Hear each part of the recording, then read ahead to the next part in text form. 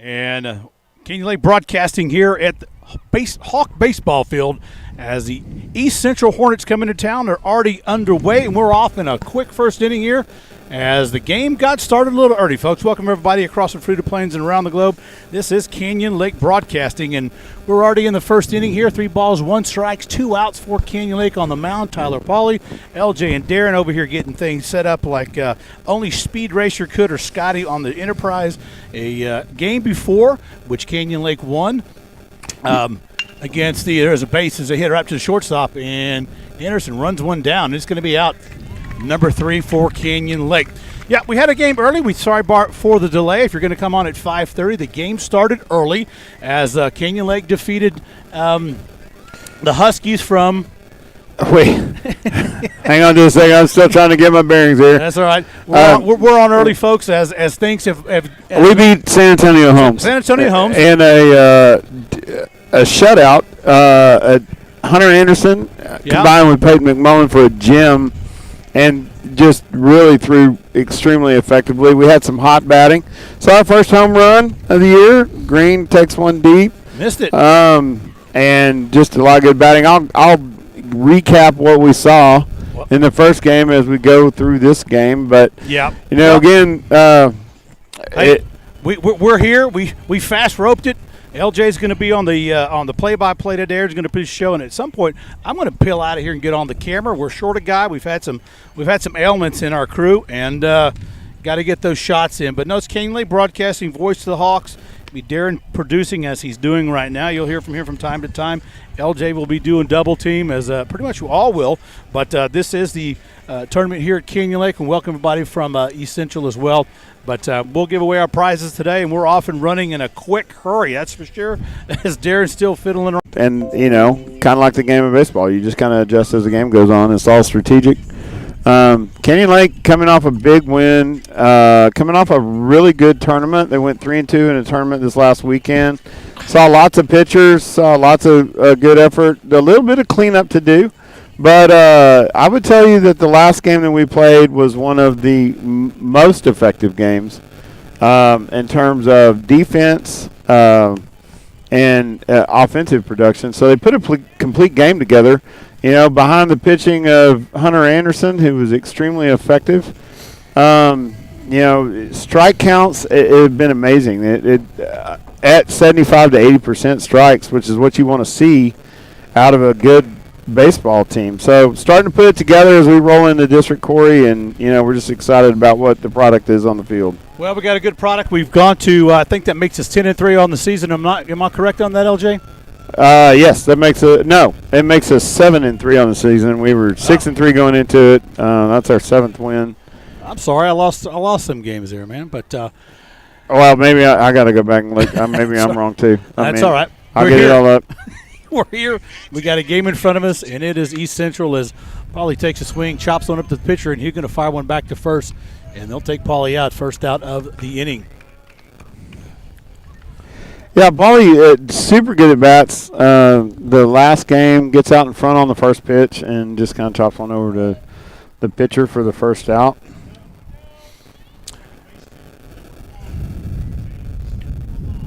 Lalonde up to bat for Canyon Lake, and we'll go over the rosters here soon enough from East Central and Canyon Lake as well. But blistery little day out here, maybe 10 to 15 mile an hour winds as Lalonde takes one down the middle, strike one.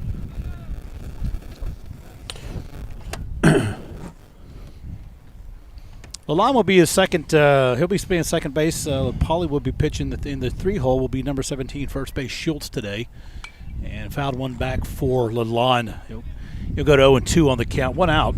If you're just joining us here, getting online, we had a game that came up early, and we're online a little early for everybody out there. Oh, yes, we are, Corey.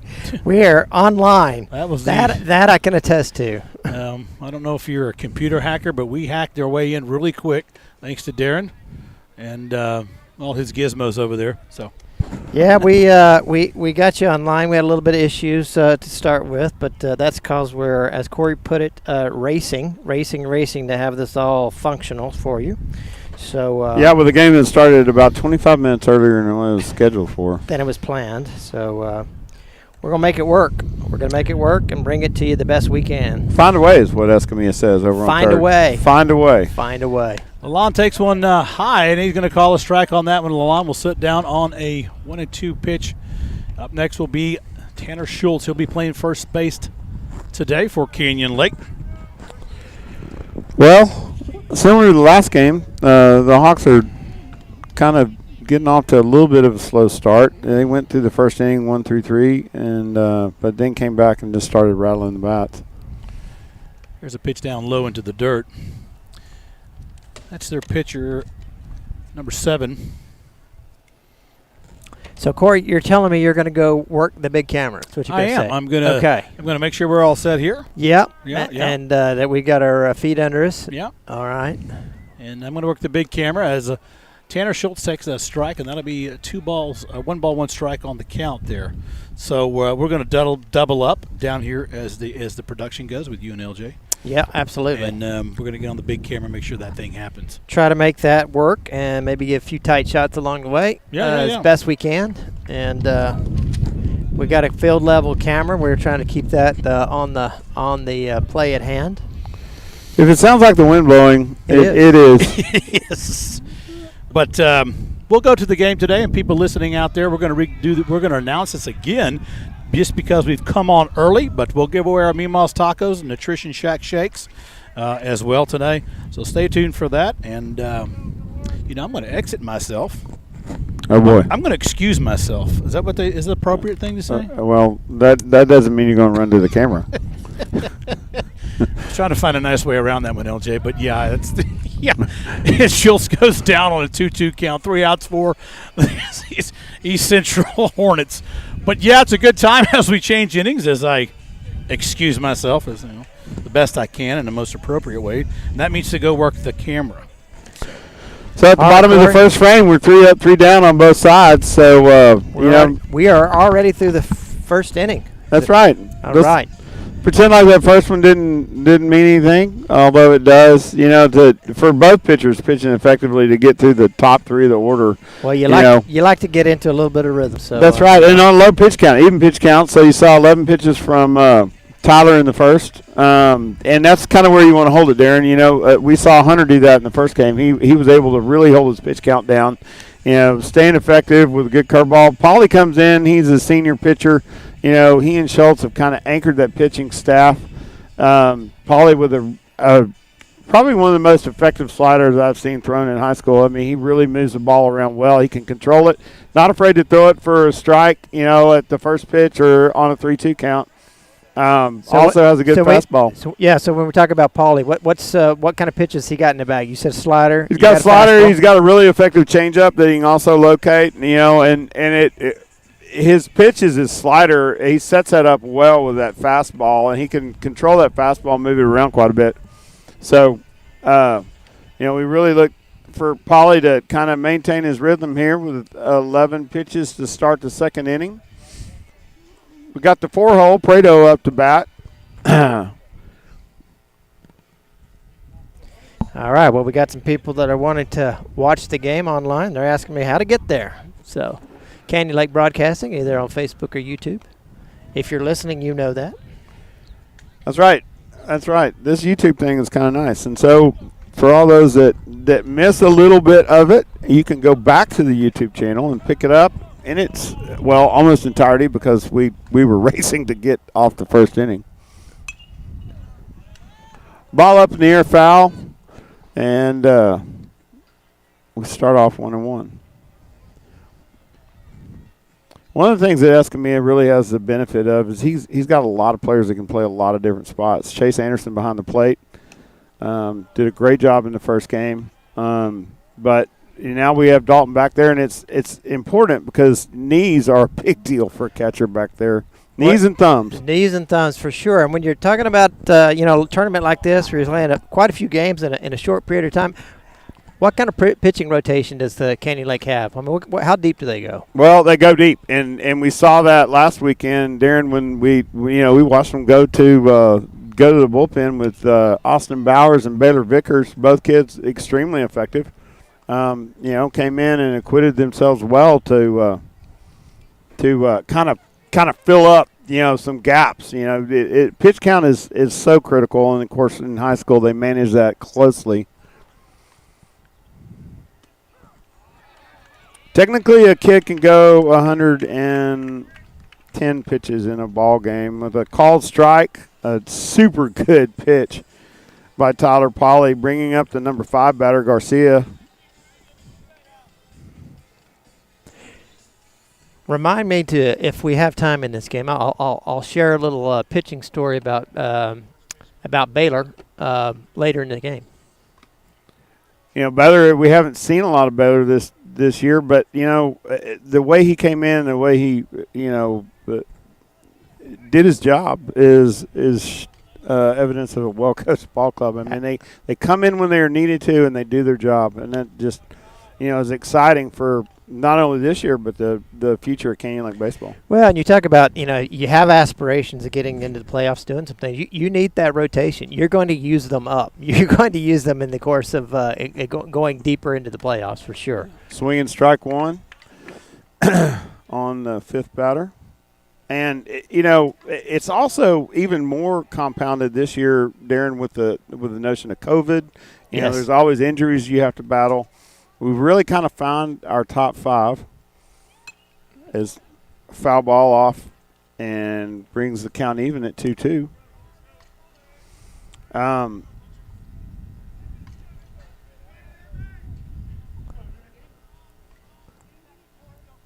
So we've really kind of found a rotation, 4 or 5 guys that are like your go-to, and swinging a strike 3. Absolutely. Nice holding up pitch his countdown still. He set him up and had him chasing that one as it kind of tailed out of the strike zone, but batter couldn't lay off of it. I'm telling you, that slider is wicked. It just makes you want to, he throws it, he shows it fastball. It really looks good. Oh, shot up the middle. That's going to be a hard line drive single out to center field. Nobody hurt. McLean gets the ball in. So we got a runner on first. This is when you really get to see the middle infield shine, and that's another thing. I talk about replacement players. We have people that can come in when Paulie's, who's anchors shortstop. Chase coming in for him. A really good replacement at short. And this middle is quick, experienced, and solid.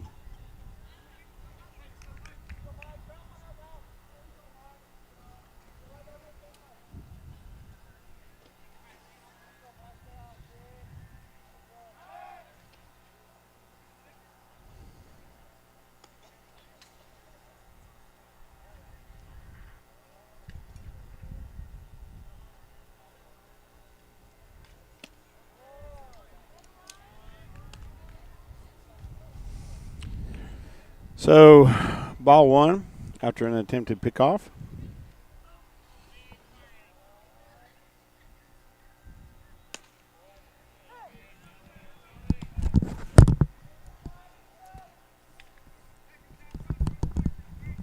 Darren, that's that pitch I'm talking about. He sets that thing up, slider, and then he comes back fastball, and it just really has him guessing up there. And that's kind of what we talked about the last time we broadcast. There's 3 weapons a pitcher has. He's got placement, pitches, and speed. Yep. And Paulie, experience, does a really good job of changing up all of those. It's a hard look. Ball in the air, shallow left. Somebody's going to have to move to get it. Ball drops fair. So that puts 2 on the bag. Runners at first and second with a CNI fly ball that just drops in fair. Looks like there was a little bit of confusion on the play. A little bit of confusion on it, and as you said, it just kind of fell into no man's land. It would have been tough had there not been confusion on the play based on where that dropped just inside the foul line. Right, so we come up with our number 8 batter, number 25, Vidal. Ball in there for a strike. This is another thing that I like about Paulie. He does a really good job of maintaining composure. He doesn't really get shaken up when he's got people on the bags.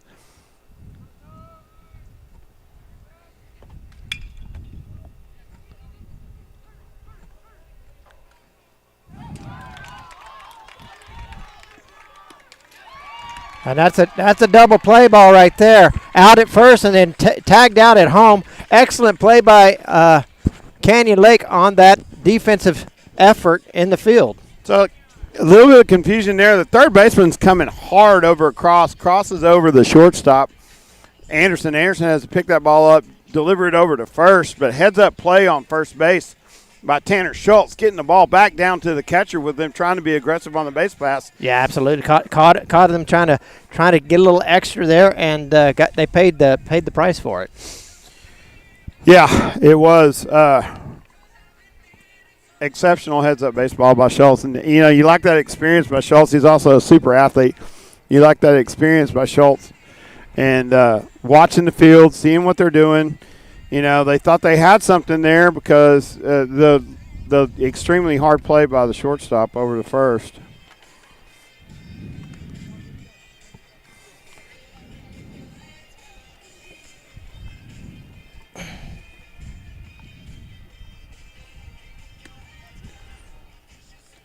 Stanley doing a good job of getting the tag down. If we sound a little bit choppy, I'm sorry. I'm also the official scorekeeper, and I'm keeping Game Changer for those of those that are not listening to the broadcast but happen to be watching the Game Changer broadcast. We just we're managing here. we are managing. We are managing. So McLean up to bat. He's batting in the 4-hole in this game. Really has a really pretty swing. He's capable of driving the ball. He can go oppo too. So, look to him to make good of himself here as a leadoff batter.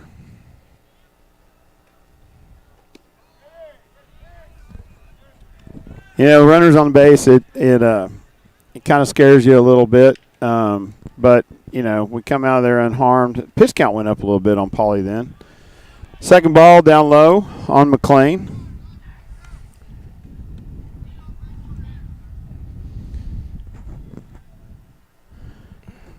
The coaches are saying right now you got one spot. What he's talking about is with the 2-0 pitch, there's really only one pitch you're looking for, and it's a mistake. Generally by a pitcher, you may leave one up. Wasn't his pitch, and in there for strike one on the outside corner.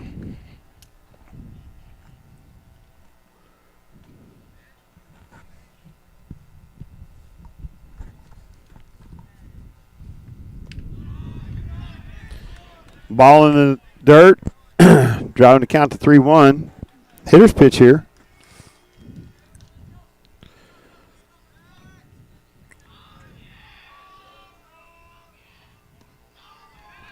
And a ball. He's on the base with a walk and hustling down. You like to see that when they hustle down like that. Ball gets away from the catcher a little bit. You're wanting to see if he's going to be a little lackadaisical and maybe try to squeeze something out of it. Bringing up Chase Anderson to the plate. Chase, 5-hole hitter for this game. Had a nice double in the first game.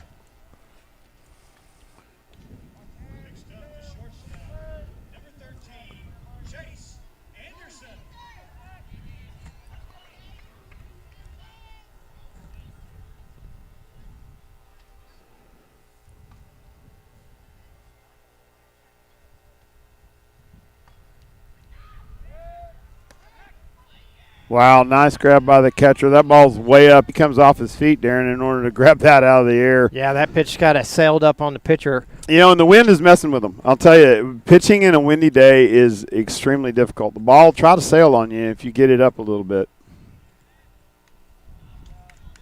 There's an attempted bunt. It's off the top of the bat. Bat's foul. He's trying to chase out there and push that ball. Pun not intended with chase at bat. He's trying to push it down that right field line, try to make something happen out of it. Bunt single. Just didn't keep his eyes down on it. Oh, and he tries it again. This time drags the bat a little bit. Now puts himself in a little bit of a bind with a 1-2 count. Yeah, he's got a decision to make here. Well, and, I don't want to gooch him, so I'm not going to say anything. No jinxing. No jinxing allowed. No jinxing, especially when you live with him. That's right. That's right. We'll see what he does here. We'll see what Coach says to do. Good eye right there. Ooh, curveball. Look good. That's good plate discipline right there.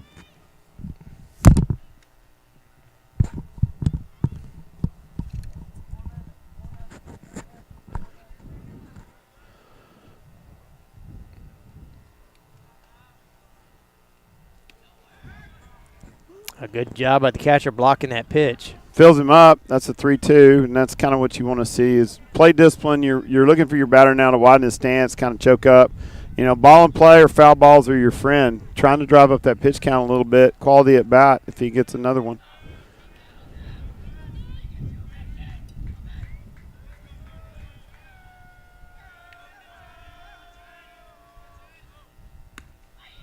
That was an excellent at bat. That was a great at bat right there. I'm sure he's going to get a little free coaching on those first 2 attempted bunts, but he quits himself, and so we put two men on. We got no outs, 0 runs, and we're bottom of the second frame. Gunnar Walker, the designated hitter, is up to bat. He's designated hitting for Dalton Stanley. Walker has done a really good job of coming in at this position and hitting the baseball. He's kind of had a hot bat, so let's see what happens here.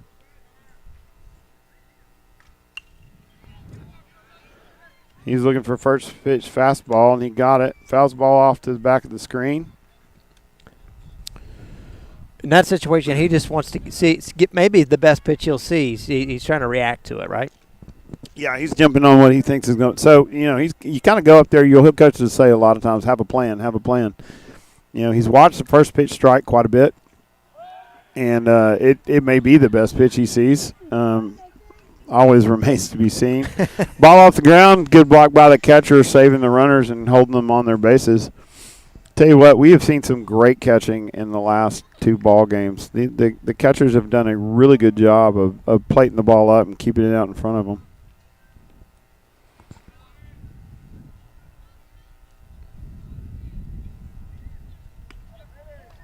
One of the hardest things to coach when you get to this level with a catcher is reminding them that they are as much blocker as they are catcher. When ball's down in the dirt, you just got to become a big piece of furniture, and you come out there with a few dinks and keep it in front of you. That's keep it right. in front of you.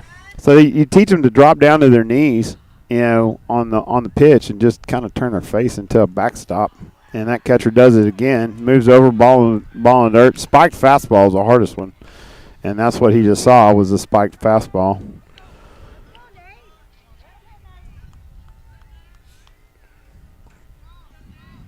So we got 3-1 count. Here's pitch again. Runners were going. Catcher's got him. And he's safe under the tag. McClain. Yeah, absolutely. That catcher came up zinging, but when you leave that ball high like that, you got a lot of speed on the base with McClain. And that's another thing characteristic of this team. We've got a lot of speed on this base. But he gets underneath the tag, comes in safe. Yeah,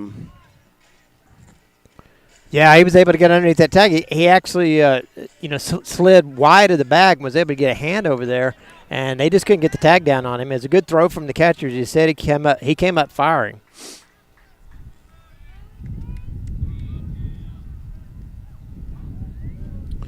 Catcher calls timeout. He wants to reset. He's got to kind of get his defense figured out. They're a little bit confused. Gunnar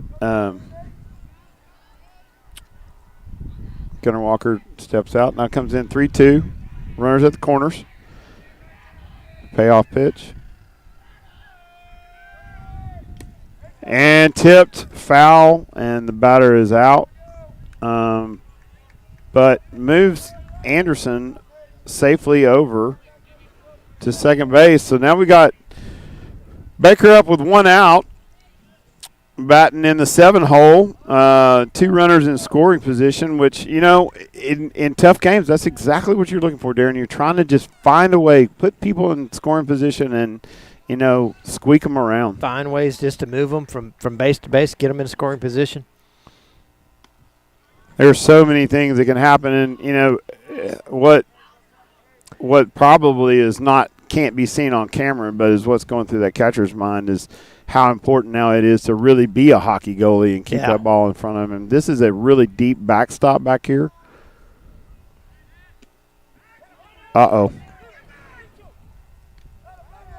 So we have a bunter feint to bunt, and it looked like a squeeze with the runner coming home. Catches McLean in no man's land, and the catcher does a really good job of just getting him back. Well, you talked about the work of the catcher right there. He just he gathered up the pitch and then had McLean just dead to rights in the halfway down the base pads.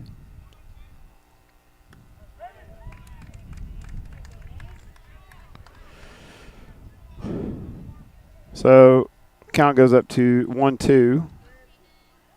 2-strike approach again. You'll see him widen up, choke up on the bat a little bit.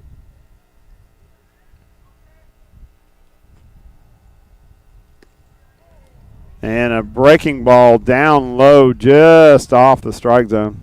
So coach decides to send him with one out and basically even in the pitch count at that point. What's the thought there? Just catch him napping? Well, it essentially even in the pitch count, but what you're trying to do is kind of manufacture runs. So it's a little bit of Augie Garrido right there. You have the guy bunting. He's trying to play small ball. You want to hit into the runner so you catch him coming up, make the catcher come off the plate a little bit and try to squeeze in a run. So it's really kind of a squeeze bunt type of situation. Yep. When you're at a 0-0 game, that is the type of play that you'll see out of a good coach. And Escamilla is not afraid to play small ball. He is not afraid to carve out runs with runners on, moving them around the base, hitting runs, steals, just doing everything he can to try to get the advantage. And you see kind of the mental swing when you get into that rhythm. These teams get down and they have a tendency to want to press. And so a lot of times, the young kids, we kind of forget when we're watching them, these kids are young. We got on this team, we got 15 and 16-year-olds that occupy a large part of the lineup. So they're going to want to press a little bit, and you kind of feel a momentum shift. And baseball is really a game of momentum. Well, it's one of those situations where you say, does the coach send, or is that just something that the player on third base decides he's going to make a run? I think maybe there was a little bit of miscommunication. There's a lot of discussion between Escamilla and McLean after that play, just to try to get themselves, I think, on the same page. Yep, and in the free coaching department, Coach Escamilla lets it go. He likes to push these kids to be the best that we could be. And we've had a couple of conversations where coaches said, hey, you know what, my job is to make sure that they are being the best that they can possibly be out on the baseball field. And what he's really doing is, iron sharpens iron, and he's getting them ready for district play, which is what you want to see. Absolutely. So I like the style. I like the fact that, he immediately corrects. Because if you don't learn the game right then, if you make a mistake, if you don't learn the game right then, pitch in for ball one. Ball long, fly ball. They takes an angle at it, maybe a little short. McLean comes up off the wall firing. Runner into second base. He gets the ball in. McLean has an arm. He does a really good job of getting the ball back into where people can do something with it. Well, that was a great hit there by the leadoff batter. Put it right in the gap and really left it in a place that nobody could get to him. That's right. Stand-up double off the wall. It's going to go back to the top of the lineup now. Ovali struck out looking in the first frame. Well, a little bit of talking. They thought he went. Umpire says no, so it's in there for ball one. Polly's pitch count up to 31 now. That's a short bunt, foul.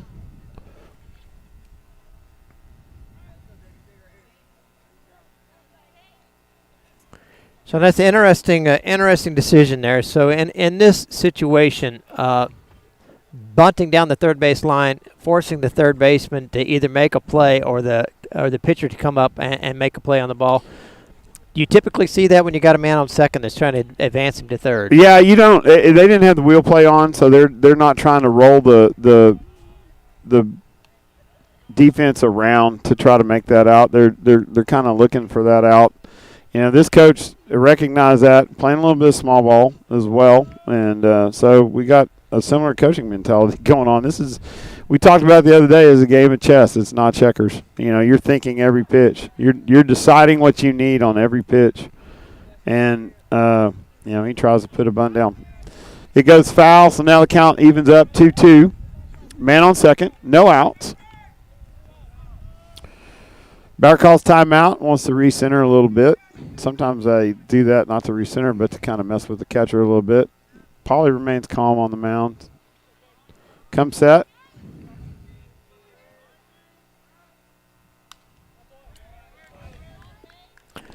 Foul ball. Another thing you see, Darren, is coaches will do that sometimes to try to feel out how the defense is going to respond or react. So they're wanting to see how they play that. There's going to come a time in the game when it really gets down in the later frames where they're going to need to call on something, especially in a tight ball game, to figure out what they're going to do. So both teams learned a little bit off of that one. Count remains 2-2. Pauly set.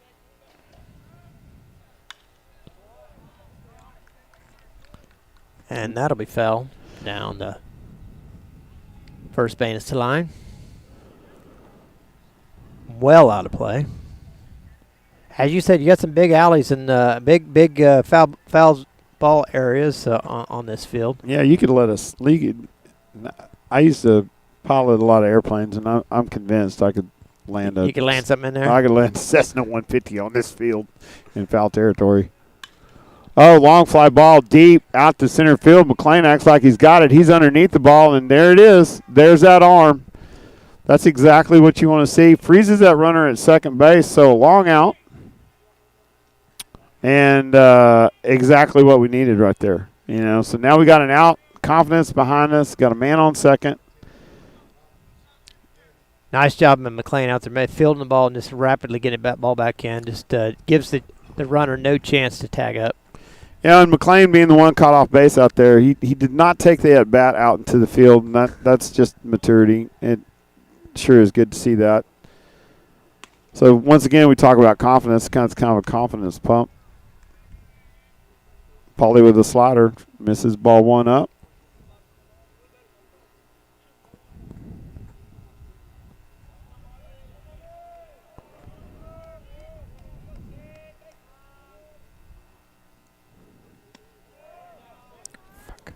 Okay, so we tried to pick the ball up a little bit, but Dalton doesn't get the call, so now we're at a 2-0 count. Pauly working from behind, one out, comes set, and throws a nice strike in there. That's a way to come back for strike one. Again, nobody losing composure here, just trying to grind it out a little bit. Number 10 grounded out to up the middle on the first one to shortstop. Ball batted foul in that no man's land called foul territory at Hawk Field. So I'm kind of in an interesting position here, Darren. I'm doing play-by-play. Your score? Stats. Yeah. I'm in an unusual spot. Normally I'm the family jokester. Yeah, absolutely. There's no joking on this. You got to bring the game. You're carrying the ball, man. I don't know if I'm carrying the ball. That's a swinging strike three. I'm trying to keep us on air and give the viewers something to see. So all that, hopefully you're enjoying it one way or the other back home. So 3-hole Miesi up to bat, and the swinging strike three at a really nasty slider by Pauly. He just does a great job with that pitch. I love how he throws that pitch just anywhere he wants it, and basically has him off balance. Brings it in again, off-speed pitch, strike one. I've never really paid attention to the percentage of sliders that he throws in a baseball game, but I'm telling you what, it's impressive. Oh, he gets a hold of that one. That one hung on him a little bit. Ball's out to left field. And Sellers makes an excellent play, getting the ball into the cutoff man, Baker, who holds the runner at third. So you got runner at the corners, 2 outs. Now this brings up an interesting at-bat. It really does. You got 4-hole. Prado, who struck out swinging last time, so Paulie's probably going to challenge him. He got him on the first time, but they're going to put a defensive play in here. With 2 outs, you're not really looking at them to do anything fancy. If that runner goes, Stanley will probably be up trying to get him. Look for a shortcut at short. Pun not intended again.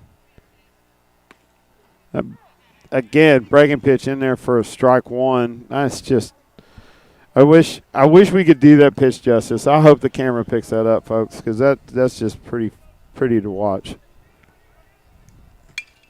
Ball in play. Hot ball to short. Over to second. They acquit themselves well, and that's a 6-4 out at second. Fielder's choice. So nice job on the defense. Again, keeping it at zeros coming out of the second frame. So we go into the bottom of the third. Yeah. And, man, we've got what you call a bona fide pitcher's duel going on here. We absolutely do. It's a nice job, but some nice defense, too. I mean, it's not all been pitching. Pitching's been good, but the defense on both sides has been pretty good and have been able to, catch a couple guys trying to press maybe a little bit, trying to do a little things extra. And right there, just a nice job of taking the fielder's choice, getting the out at second, and getting themselves out of the inning. Right. So, this pitcher's been Gallen with East Central has been super effective in the first 2. And we find ourselves with the number 8 hole, Sellers coming up to bat, and Green. This is kind of an interesting situation. I love this lineup for this, is that we've got good hitting in the 8-9 hole, which sets us up and allows Paulie to be in the 3 hole basically coming into this third frame. And your 3 hole is your RBI spot. That's the place where you're looking to create runs. Yep. 3 and 5 hole are your RBI hitters. Obviously, your 4 hole is your cleanup hitter. 2 is generally your utility batter. He's the guy that can do anything with the ball. He can bunt. He can hit and run. And Lalonde there's no better at it on this team than Lalonde. He does a great job. He's really effective coming in that 2 hole. But Paulie, who has led the team as the leadoff the entire season, now finds himself in the hole, and a good position for us to be in. Sellers, he had a nice hit in the first game. Pitcher comes set.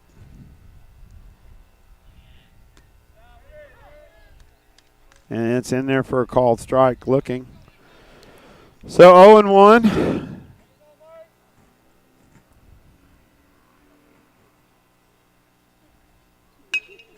That's a nice stroke. Line out straight to the shortstop. I'll tell you what, poor Ty Sellers, he has hit more hard shots straight to people than anybody on this team. And he's barreling up the baseball, just having fits trying to get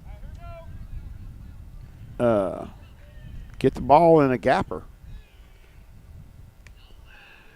The name of the game, Darren, sometimes is hit it where there ain't. Yeah, absolutely. He spikes the fastball in for ball 1. This catcher's doing a job back there. He's really having to work.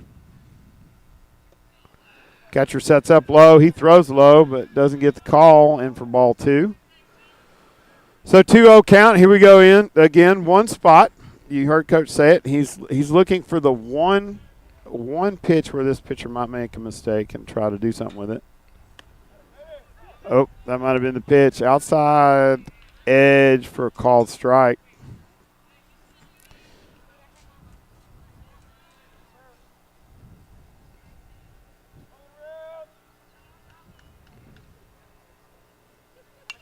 Uh-oh. Foul ball up, and that's in that deep foul territory. Catcher coming over strong.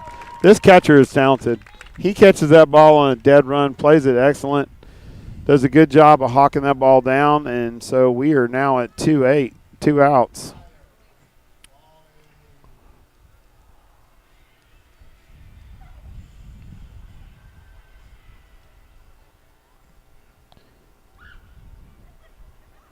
So Tyler Polly up to bat with no men on. He basically playing back where he was at the start. Bases clear. Foul back to the screen.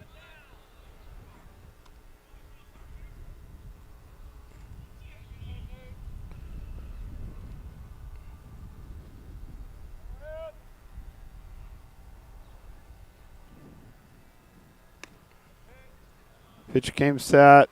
Left it a little bit outside. Nice fastball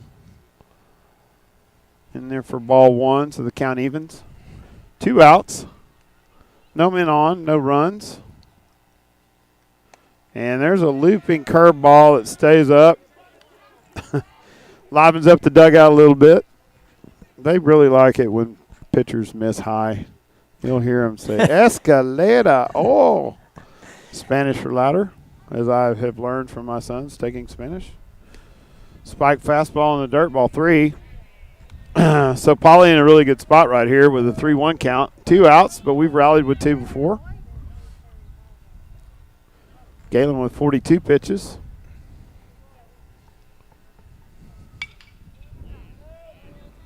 Foul ball, driving this pitch count up. 3-2. So 3-2 count, payoff pitch, no men on, 2 outs, no runs. We got 43 pitches by the pitcher, 46 by Pauly from the last frame, so they're evened up. Another foul ball deep, back into the screen, a tie.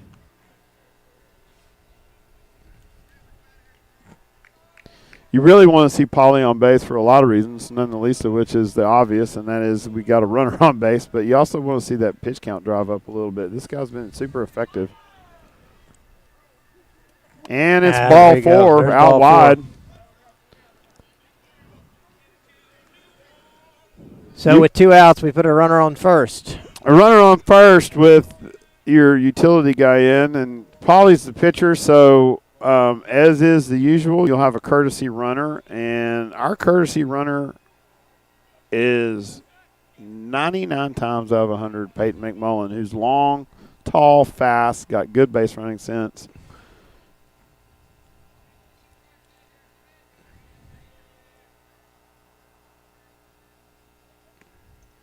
Nice stop by the catcher. Ball down low, inside. He drops to his knees, blocks it, keep it from going through the 5-hole.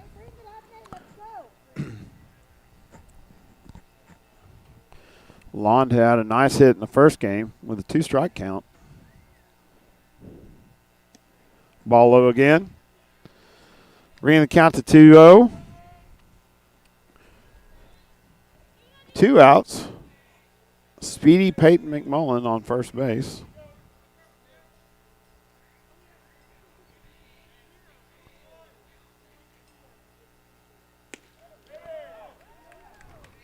Catches the edge for a called strike. Ball 2-1. You know, if he goes after that outside ball, it's a little bit up. Chances are you pop it out or get a flare out to right field that's catchable. That's a good ball to lay off of. Oh, now it's down in there, and he wishes he had that one back. You hear that a lot in baseball. Yep. Wish they had that one back. But, hey, 2-strike pitch, and Lond's been known to do something with it.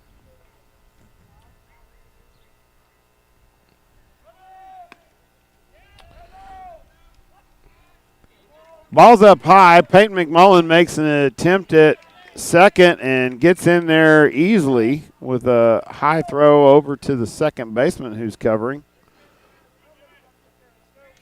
So stolen base for McMullen. 3-2, runner in scoring position, 2 outs, no runs. Pitcher set, payoff. And that's strike 3 called on the lawn. I think Lalonde agreed with that. He was ready to go take first base and got called out. You know, you spend a lot of time trying to figure out exactly where an umpire's strike zone is. And then once you know where it is, you really have to, as a batter, be cognizant of that. So we're going to go to a break, try to pay some bills, to catch up on the lineups, and we'll welcome you back in a minute. Figure out where we're at. So We'll be right back. Hey, Hawk fans. Did you know that not only is Hawk Country a fantastic place to live, but Comal County and surrounding areas are amongst the fastest growing areas in the entire country. If you or someone you know is considering buying or selling any type of real estate, call your Hawk Strong Realtor, Steve Crisp. Steve has lived here for over 20 years and is very knowledgeable about the current real estate market here in Hawk Country. Steve is a realtor with Berkshire Hathaway Home Services, Don Johnson Company, located right here in Canyon Lake, home of the Mighty Hawks. Whether you're interested in selling or buying, let Steve go to work for you, furnishing all the information needed to make an educated real estate transaction.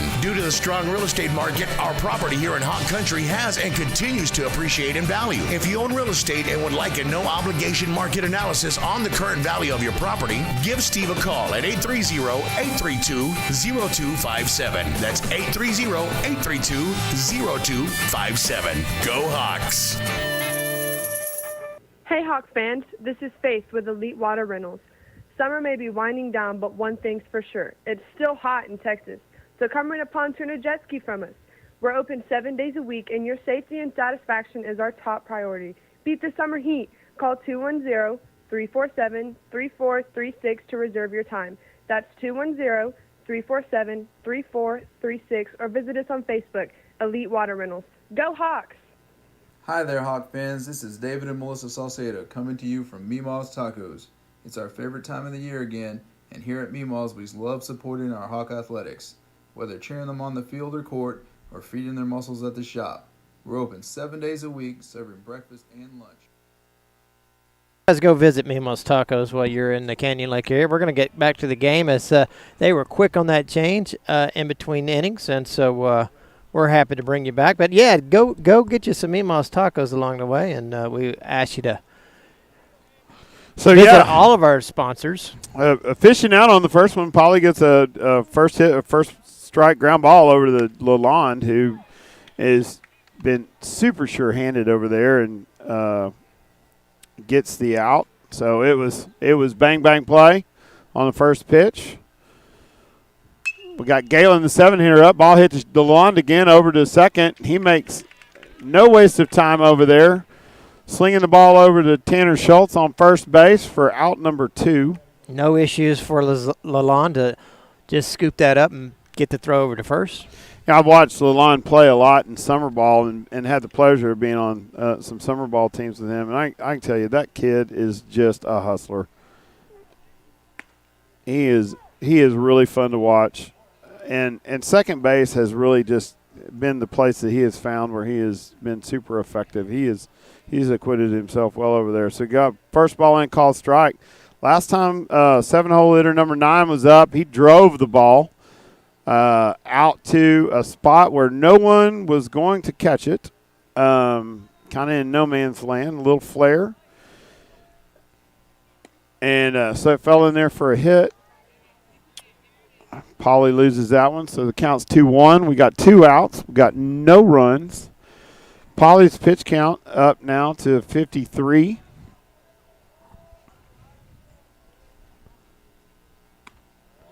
That ball misses high, so it's a 3-1 count.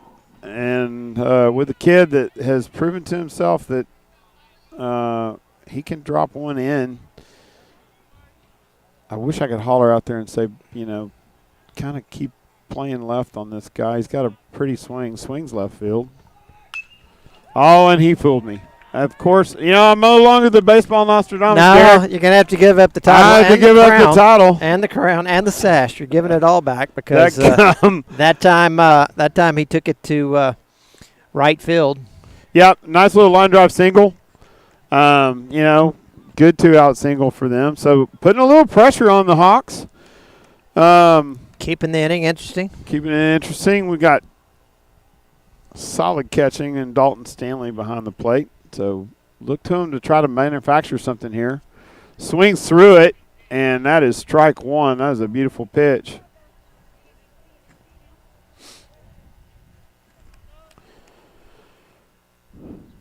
Not a very generous lead over there on first base. Pauly's not going to look at him.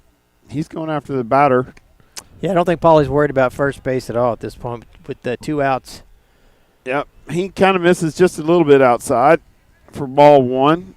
working that outside edge on these guys. He's really looking kind of for an oppo hit right here. Oh, swings through another one. Man, good gosh, he left his shoes on that swing.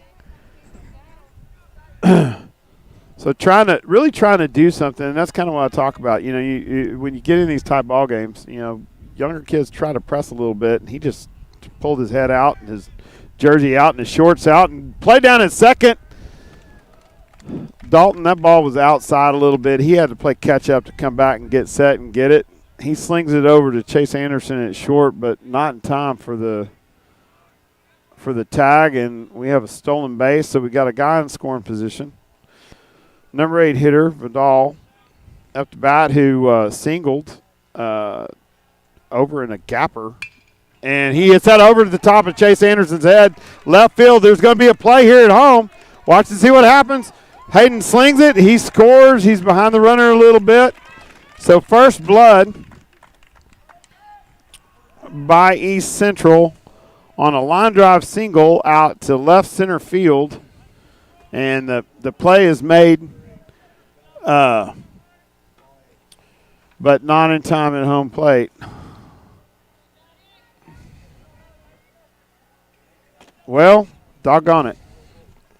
Sellers does a good job of getting that ball back in, but the runner scores. Got a runner on first now.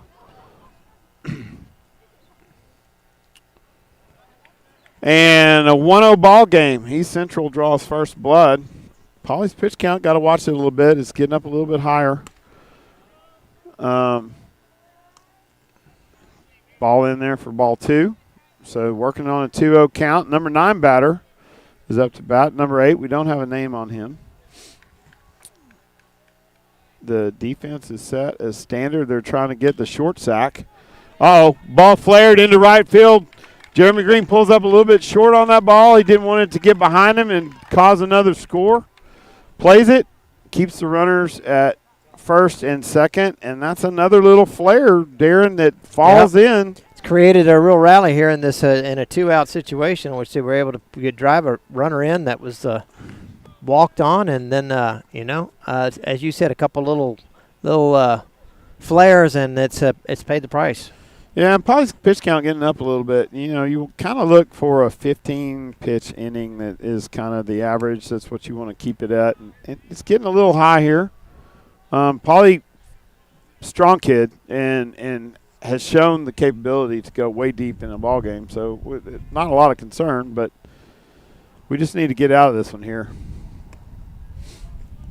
Misses ball 2 on the outside. So count 2-0, 2 outs. Runners at first and second.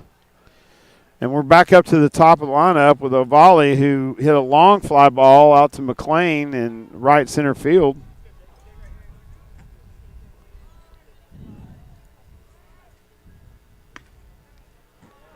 Oh, umpire says he misses that one a little bit high. So we got a 3-0 count. And you don't want to see these bases full. No, you sure don't at this point. And as we talked about several batters back, you try to stay focused on the guy in front of you. But, when the base pads get full, it weighs on you. There's a good pitch right there by Paulie, just keeping his composure.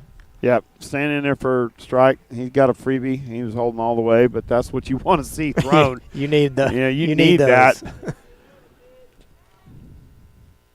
Oh. And that's a hit batsman right there. It got in on him. He loses that a little bit. He's shaking his hand. He knows he lost it a little bit on that. And so a hit by pitch. Juices the bases. We got the number 2 hitter up. He grounded out back to Paulie in the first at bat. And going to have a little discussion on the mound. Dalton Stanley goes out there to calm him down a little bit. Escamilla coming out there to do the same.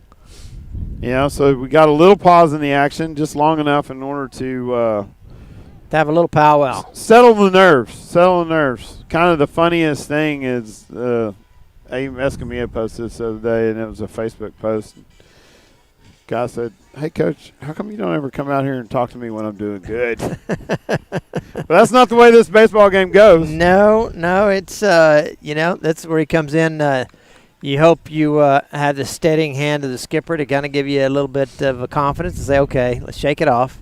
Yep. Yeah, the bases are loaded, but let's focus on the guy at the plate, and let's make some good pitches. You got the pitcher that you want in there in a situation like this. You got the bases juice. Probably perfectly capable of throwing strikes. And he knows he's got a good set of defensive players behind him. So That's right. you got to have faith that they're going to make the play. So the first 2 at bats, one was a comebacker. The second one he strikes out swinging. Paulie starts out with him behind the count, 1-0. You want to see a ball in play here, let your defense go to work for you. Called strike, that makes it up even 1-1. So you got Paulie kind of settling down, going back to work. One of the hardest things to teach a pitcher is remember you don't have to strike them out. Throw a ground ball. And he throws a beautiful slider. He sits back on it, sends it foul back way over our heads. So we got a 1-2 count and a really good opportunity to get out of this. And I've just crushed a mustard package in my pocket. Oh, that's great. Well, we got Chad Parma over here to kind of bail us out a little bit. Well, we're gonna put him on the mic. And there's swinging strike three, and we right get there. out of it with the bases juiced. That's what we're talking about right there. Just keeping your focus on the batter. Escamilla comes out and says, "Look, settle down, make the throws, make the pitches," and he does it. Yep, and Victor Escamilla has 40 years experience coaching kids from 15 to 18 years old. He really knows the right time to go say something to them and kind of just settle their nerves, and he did a good job with Paulie, and they dig their way out of this. Now we come in 1-0 with a team that has on all 9 out of 10 games, I guess, not all games, but 9 out of 10 games, out-hit the other team. Now, hopefully I didn't just gooch them with that because I still contend with this mustard on my hands. So, Darren, I'm going to let you talk while I lick my fingers. Yeah, well, Chad and I we'll talk a little bit. We're gonna give away some Mima's tacos. So here's what we're going to do. I'm going to throw up there a number on the screen for those that are listening at home. Let me just get that up there on the old screen. That is 210-246-3345. Now, that's going to be the number that you're going to text. And we're going to give you a gift certificate to Mima's Tacos. And so that's going to be number 5. That's going to be texter number 5 starting now, 210-246-3345. And be on the lookout for that. We'll take those calls starting now. And Mima's Tacos, nothing better than that in here in the Canyon Lake area, right, Chad? Yeah, I walk onto the broadcast and you guys are already talking about tacos. I'm kind of liking this. Yeah, we're all going to be a little hungry by the time this thing is over, that's for sure. Nothing would be better than a Mima's Taco to start the day off right. We're going to send LJ off to get cleaned up and do some other things, I guess. And well, I'm back. You're back. I'm back. Okay. But I got to tell you, so the mustard comes from talking about pallets here. The mustard comes from the fact that we have a great concession going on here today. We have reached out to our friends at Chick-fil-A. Chick-fil-A. The original chicken sandwich, and there is nothing better. And I'm telling you, these kids are scarfing. They're eating these things like Pez. They can't sell enough of them. No. And I had one myself and was planning on the other one with that second mustard pack, and I screwed that up. I got excited on that last strikeout and squeezed that mustard in my pocket.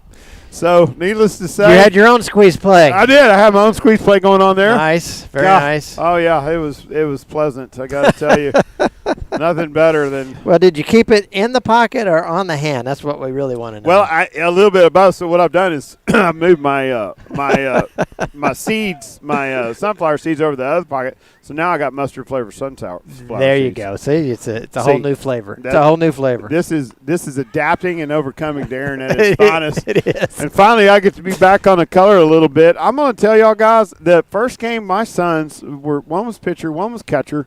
I was not able to talk because I was up in the press box keeping score, and I've got a heart rate monitor on my phone. Yeah. Did you pack it up?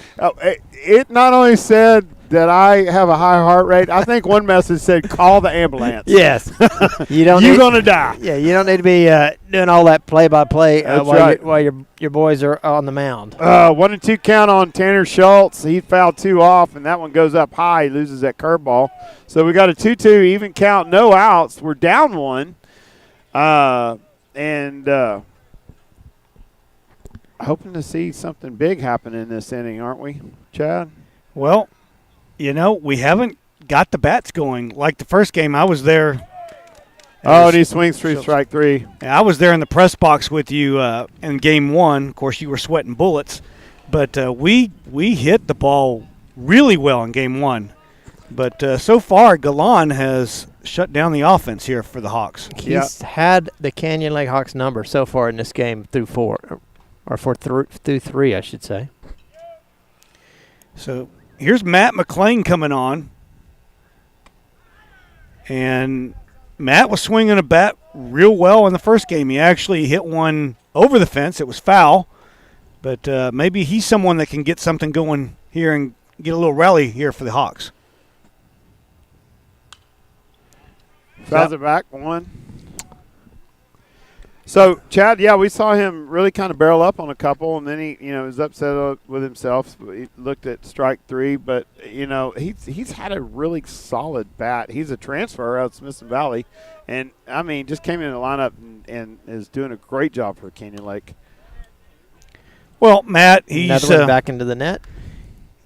He's a player that plays on emotion, and good or bad, right? Yeah. But on the good side, if he can get a big hit here, maybe he can get a little life in this Hawk dugout.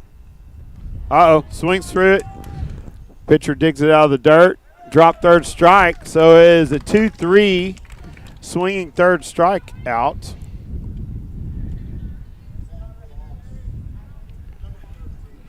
Tell you what, Maesi has done a great job behind that plate. He just does not get shaken. Yeah, that could have easily been a drop third strike. Sure. Safe at first. That ball was just kind of a curveball that, kind of crossed him, and he dug it out, made a play. Spike fastball in the dirt. We've seen several of those. It's interesting. I think that is actually working against us because he throws this ball in the dirt. We kind of get complacent and sit and watch a little bit. Yeah, you think he's off his game? He's off his game, and all of a sudden he fans you. Yep. Tell you what, these mustard-covered seeds are good. I'm just telling y'all. You ready to? Ooh, oh gosh, that's pop up to short. Heck, he goes after a high fastball. So Anderson down on the third out, and we just can't seem to get anything going. And that's going to get us to the end of the fourth, the top of the fifth coming up, as we are going to announce our winners of Mima's Tacos just shortly, as we have Corey Martelli up on the camera. We're going to send him back down here with the information on this, on who won. And so it sounds like Martelli's going to call them in. He's going to signal them in. In true baseball fashion, he's going to signal them in. Looks like we have somebody that did not send their name in. That's a winner. So the number,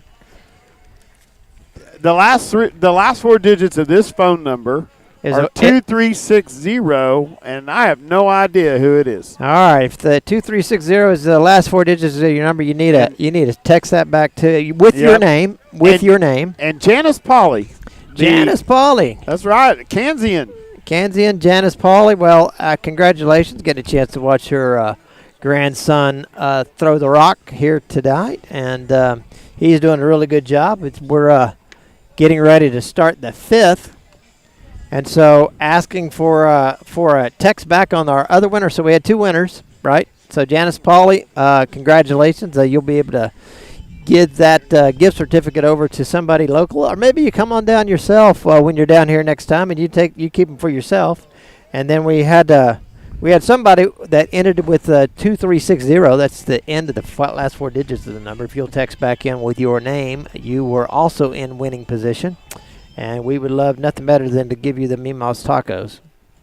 So Polly comes in, squeals out of a basis juice, fourth frame, and ball hit way high up in the air. Chase Anderson calling for the ball. Hayden Baker calls him off. Reaches back, makes the catch. Little scary there. That was very scary, LJ.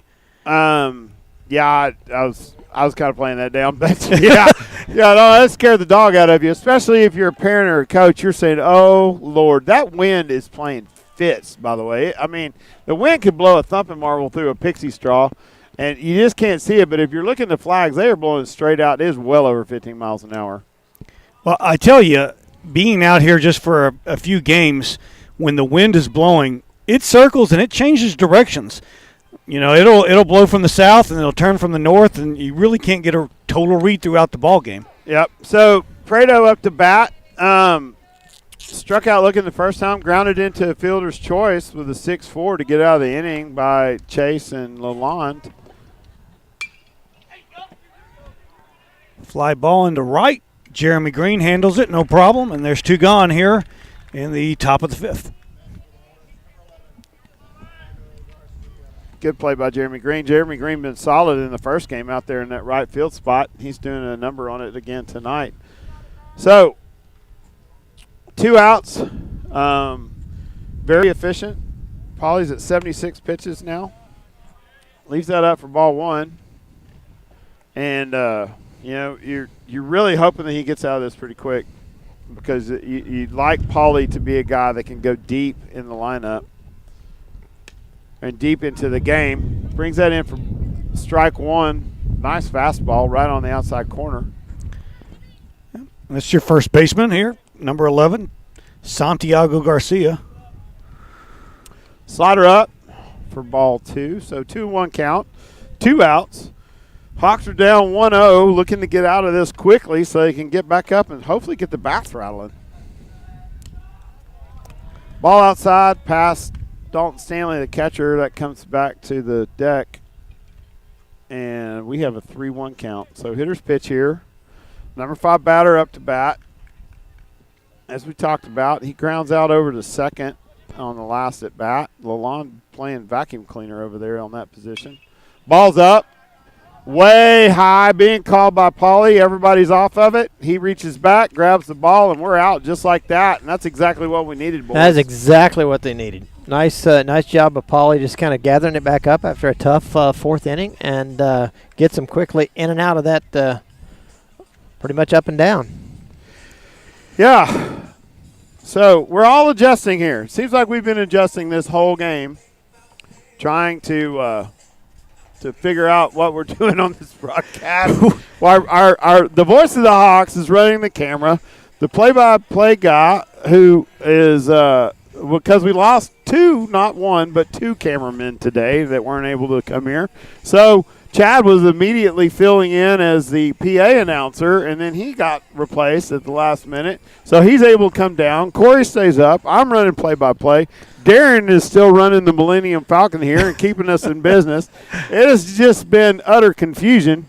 Well, we're playing musical chairs. Who's going to be the last one standing? That's right. Absolutely. That's right. That's right. And at the same time, give you shots of a baseball game that you might enjoy watching. Right. I got mustard in my pocket. I've never. You've created a new flavor of seeds. I have mustard, jalapeno, spicy hot salsa. I think that'll go. I think that'll I'm going to go. send a note to David's and say, hey, look, guys, I'm on to something. Well, from a baseball perspective, right now, Nathan Galan is basically unhittable. In fact, he hasn't given up a hit. That's right. He hasn't given up a hit, and he's only thrown 61 pitches, Chad, and his pitch count, you know, that he is right where you want him to be. 15 pitches an inning. You like to see 15 or less in an inning. He is dialing. Now, that's the bad news. The good news is these guys have seen him a few times now. And typically, if you see a guy that many times, you can start to get on him. So that's kind of what we're hoping for. In the bottom half of this frame is Walker comes out the bat. He's a designated hitter for Dalton Stanley. Well, Galan doesn't have overpowering stuff, but he is working the corners. He is the definition of a crafty lefty. You know, when I was in the press box, I kept saying, wow, outside corner. Oh, got him on the inside corner. He's really locating his pitch as well. Yeah, and I'm telling you, I'm not so sure that the spike fastball is not a ploy, because it really freaks them out. They think he's going to be all over the place. They're sitting back there, and then the next thing you know, he delivers 3 for a strike. He gets you to foul off, so he's doing a really good job of getting you to swing through stuff. Leaves that one up, 3-0. Well, getting maybe a little wild here. The pitch count is at 64, but he has really been in control here, and that's a four 4-pitch walk right there to start this inning. So, Man, that's something that we really, really needed to see is a first up base runner with no outs. We're going to make a little replacement here. looks like Austin Bowers coming in. Austin Bowers coming in to run for the DH Gunnar Walker. So that's going to be a pinch runner. Bowers with some speed, solid defensive back. Did a great job during football, and he's back there for a reason because he is tough and he is quick, and they need somebody on the base paths that can move around the bases. We're really looking for, the bottom third of this lineup, Baker, Sellers, and Green, to come in their own. And in the last game, Chad, they did. They hit the ball well. We looked good in the bottom of the lineup. Yeah, they sure did. And speaking of hitting good, Baker had a nice line drive in game 1. Let's see if we can get something going, although he's squaring around here. And he lays down. That's a great bunt. It's going to stay. Oh, my gosh. He catches it on what I call the fair line. So everybody calls it the foul line. I call it the fair line. If that ball is on the line, gentlemen, it is a fair baseball. But it rolls just on the outside of the line. Goes foul. That was a beautiful bunt attempt. Well, it looks like we have our winner. They actually texted in their name. Oh, great. We'll give that to you after this batter. Baker squaring around again, and he'll lay this one down. That's foul. So 0-2. Escamilla playing small ball again, and we talked about that earlier. I really like that here. I mean, no outs. I like Baker, his ability to bunt. He almost drops down the first one. He kind of pushed that one a little bit and pushes it foul. So now he's 0-2. A little bit of a jam. Yep, not going to be bunting here, but let's see what Galan delivers. Check over first to Bowers. And the pitch. That's a curveball in there for strike 3, and I'm telling you what, man, he just froze him. I mean, he absolutely just kind of set him up in space. So, and again, this kid is effective. I mean, he really has command of his pitches. Not exactly what we want to see right here, but he is doing a good job. Well, here's Sellers coming on. Galan, check over at first. And the pitch, runner on the move, and that one's in the dirt. So we didn't get the bunt laid down, but got the man to second accomplished one way or the other. We did, and so what almost represents a delayed sacrifice. We got Bauer sitting over in a scoring position with 1 out ball game. Ball left outside. 2-0. Galan's starting to show a little signs of kind of wavering.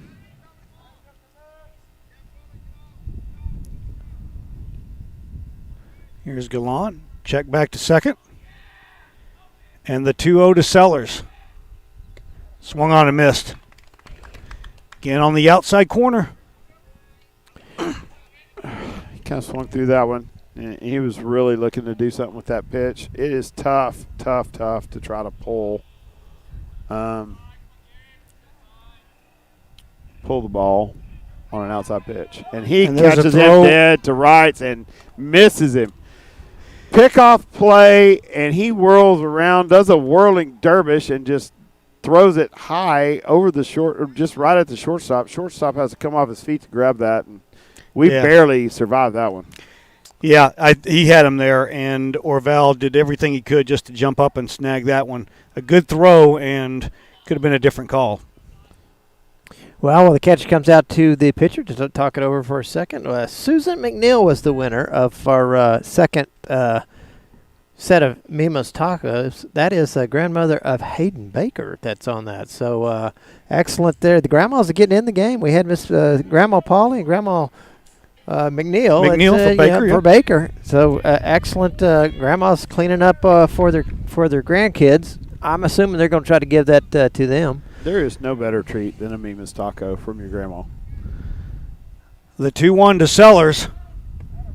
He takes that inside. I'll run the count to 3-1. I think Galan wanted that one. didn't get it. Yeah, and that was a good velocity on that pitch. I mean, he really reared back and fired that one, bringing the count to 3-1. So we got a hitter's pitch, a runner on second, 1 out, down 1-0. Glon checking second, gets the sign he wants, and looks back at Bowers. He does not want to give Bowers an extra step by any means. No, because any kind of hit behind the runner has the potential to score that guy. Bowers has got speed. They're respecting it. And the 3-1 taken for ball 4, and now we got first and second as Sellers draws the walk. Now we'll see if Canyon Lake can get a little rally here with 1 out here in the bottom of the 5th. Jeremy Green did a lot of damage in that first game. I mean, he pulled one out to left center field, driving it over the fence. Exciting. First home run, I think, this year for Canyon Lake. And he sends the ball to the parking lot. Well, 1 out. Do we think a bunt could be on here? We do have Tyler Polly sitting in the on-deck circle. Here's Galan, and the pitch to Green. Taken for a strike again on the outside corner. Freezing him. Jeremy didn't really like that call, but I tell you, that's been the call all day. You know, and that's absolutely. what we talk about. You know, you got to be able to gauge your umpires and know where their strike zone is, not where the strike zone is. 0-1 now to Green. Galan checking Bowers, checks again, and Green will step out. So they got something going on here, Chad. It's kind of interesting. They're using two runners or two fielders, second and short, to hold this guy on, which is kind of a different approach. A lot of times you'll see a team hold it on with one guy, and who's calling it is the catcher. He's calling the pickoffs back here at the plate. So Green went after a high one, swung on and missed, 0-2. You really, really want to see Green get through this at bat and get on base in some fashion, or at least move the runners over. Galan checking, gets a sign, and once again another failed or fake pickoff attempt at second. Bowers not. He's not going to give him any chance though. He got back to that base quick. The 0-2 swung on and missed, and there's another punch out for Galan. Yes, and then Galan is he has been effective, and as you said, LJ, that pitch that sort of curves out of that strike zone, if you will, is something he's gotten all game long. Yep, and you know, he's got a little bend to every fastball he throws, and I think that may be part of what's throwing us off. So we're through the lineup twice, and we got no hits, Chad. But this is the man you want up in this situation, Tyler Polly. So Galan checking the runners again, on its way and high, ball 1. You're right. This is the guy. I mean, you know, and this is where we want to be late in the game with this lineup is 1 through 6 hole. Galan getting the sign, comes set, a check of Bowers, and the 1-0. Again, outside corner, and the hitters they know they've got to go and get that pitch because he's hitting the corner, and they just cannot. You can't lay off. Well, you can't lay off it. You're going to get a call one way or the other. There's no way you can lay off it because he's gotten that pitch all night long. The 1-1 from Galan. This one not on the corner. It's outside, 2-1. Paulie's a switch hitter, and you know, he of course changes. He's got a lefty up there, so he's going to bat from the right side. You don't see him as much from the right side because you don't see a whole lot of left-handed pitchers, but Paulie effective from both sides. More comfortable from the left. And here's the 2-1. Fouled back to the screen. And that'll run the count to 2-2. James Alon on the on-deck circle. Paulie timed up on that one. I mean, he was right where he needed to be. Just gets a little bit underneath it. Twos are wild. 1-0. It's a big moment in the game right here. 2-2. Galan, a check, and the pitch. High, 3-2. So 3-2, 2 outs. Runners will be moving on the pitch. LJ, this could be the time. Yeah, this is it. Runners are going to be going. You got a 2 out. Polly's up.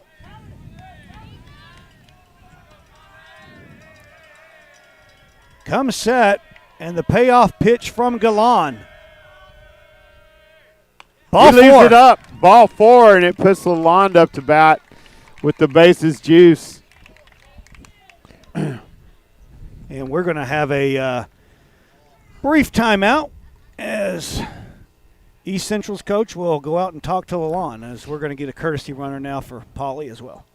Galan is been really effective, but, it's a good time for the coach to go out and talk to him right now. His pitch count getting up a little bit, 82 pitches. That's a lot of pitches for a young man. It'll be interesting to see what he does here. I think he just tries to calm him down a little bit, says, hey, look, go get this, throw a ground ball, put the ball in play, and let your defense stay behind you. Probably going to affect the pitching change a little bit after this. I don't know that he'll go too much deeper. But, he has remained strong. Well, we saw Paulie in a similar situation with a scoreless top of the fourth, and 2 outs, and he was not able to get out. We'll see what Galan's able to do. Galan going back to the windup with the bases loaded and the pitch high. And you've got a guy here that is really disciplined at the plate. He is. Galan has a very good view of the strike zone. He is a super hard out. A very patient batter. Galan gets the sign he wants from the windup, the 1-0. And that one is popped up to second base. Vidal is there, and he's got it. Underneath it, and we leave the bases loaded. So we're watching basically a mirror game, guys. Yeah, we have are. seen him just kind of sit there in the box and trade punches, Ollie Frazier style. The scoreboard shows a 1-0 game, but we're okay. We're still in this thing. We're Lot of baseball left. a lot of baseball left. Well, in a game like this, it's always about when you get to the end of their, you get to the end of that pitch count and you end up making that change. That's when things can break loose, and when you're in one of these pitcher duels like this. Yep, you sure do. Darren, take it away for just a second. I'm gonna take this off my ears. All right. Get a little more mustard in my pocket. All try right, to wash excellent. these seeds up a little bit. Okay. All right. You do what you got to do. We'll keep everything running on our end. It may not be nearly as entertaining or informative, but we'll keep it going at this point. And so, absolutely, it is. It's been a pitcher's duel. I mean, Paulie has pitched well. Gave up 1 run. Got in a jam in the top of the 4th. Now we're going to the top of the 6th, and he settled down and was the 3 up, 3 down in the 5th. So we've seen him kind of have a little issue, but he got back and had a nice inning the last inning out. Yeah, he's really settled down, and as long as he can keep the Hawks in it, there's still a chance. Vidal's got the 8 strikeouts and no hits. He does have 6 walks, and his pitch count's getting up there. So if Paulie can just go another inning here, it's a 1-0 ball game, and well, absolutely. I mean, at this point, you just want to just extend the game. Hopefully, you get to a place where they feel like they need to make a change in the pitcher. Even if Galan doesn't slow himself down, maybe he's not going to go a complete game. Maybe they got a certain count they want on him. You never know.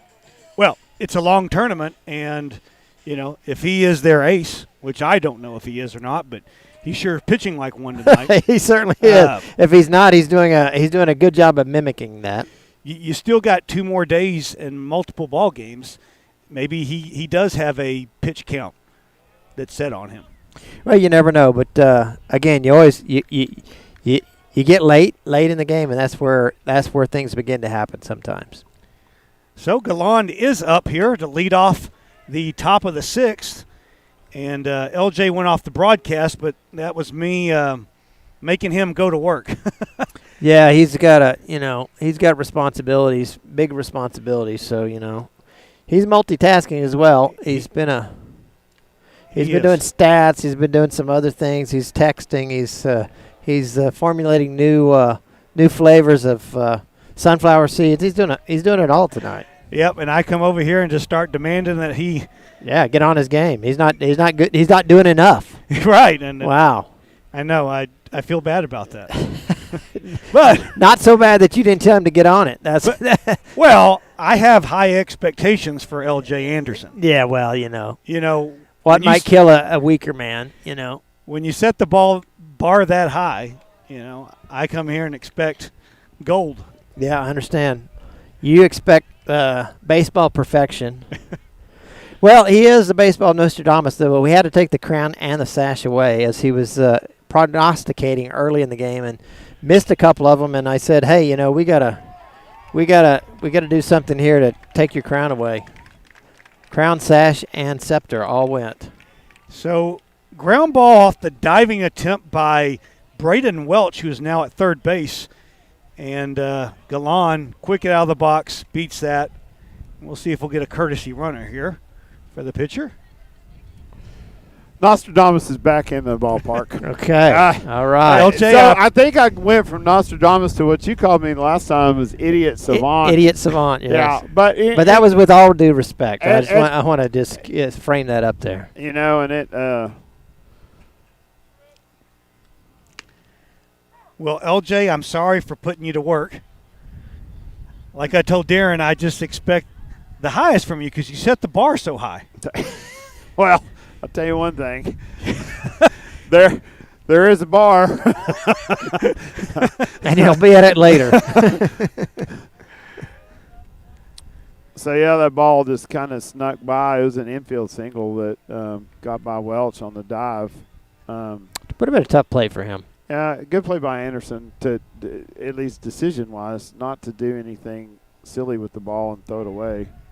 You really like the middle of this defense with Pauly anchoring in at the mound, but you're going to want to try to roll two here. Pauly needs to keep throwing like he's throwing. Give us a ground ball or two. That ball skirts away from Stanley, and no double play opportunity now. Yeah, doggone it. As Galan will scoot down to second on the passed ball.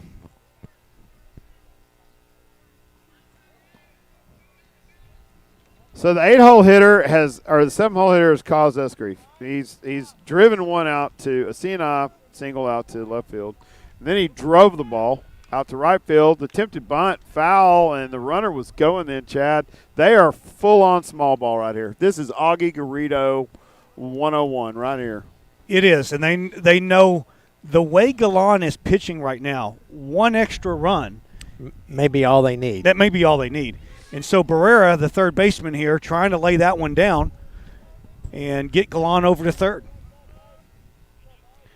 So here's Pauly, a check of Galan, the 2-2.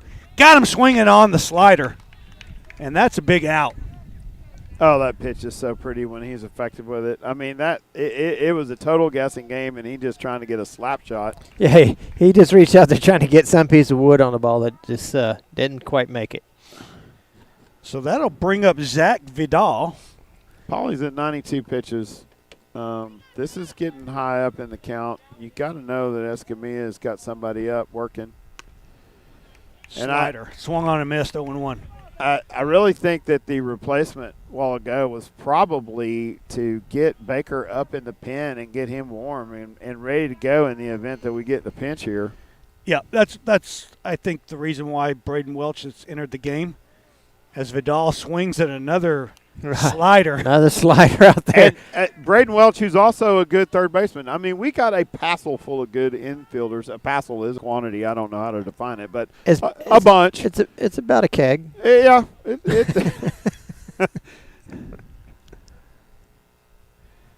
The 0-2 fastball got him on the outside corner. Oh, and a little bit of animation now. The umpire then he delays that call to ring him up. Not received as pleasantly as one would expect. 9-hole hitter, number 8. Yep, this will be Jonathan Orval. Second baseman.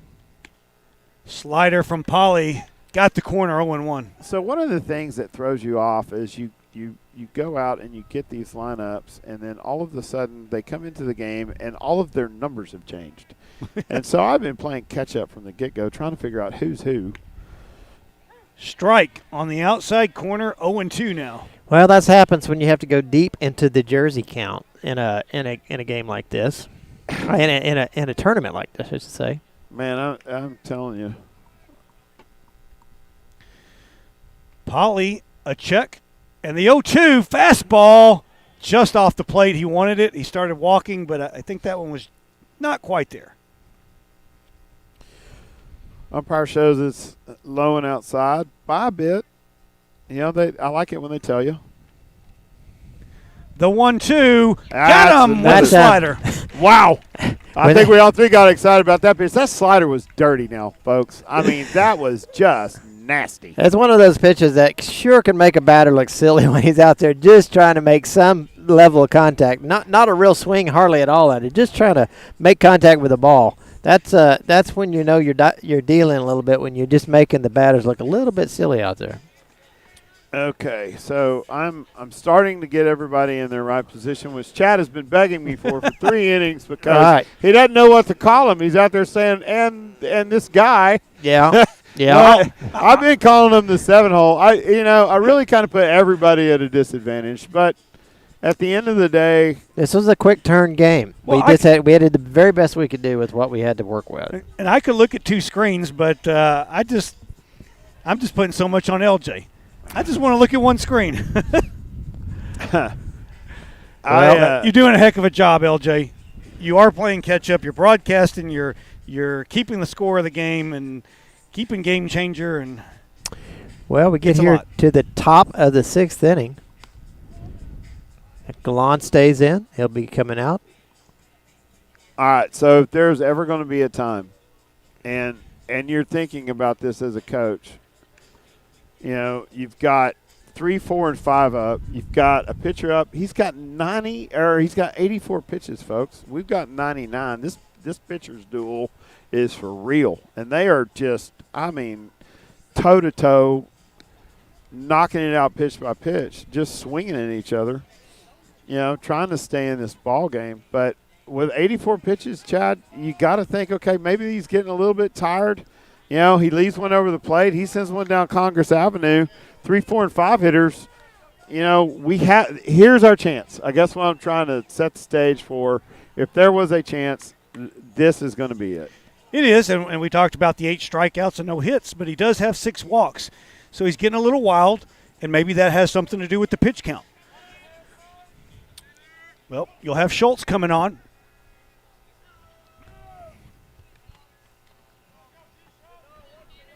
So Galan from the windup.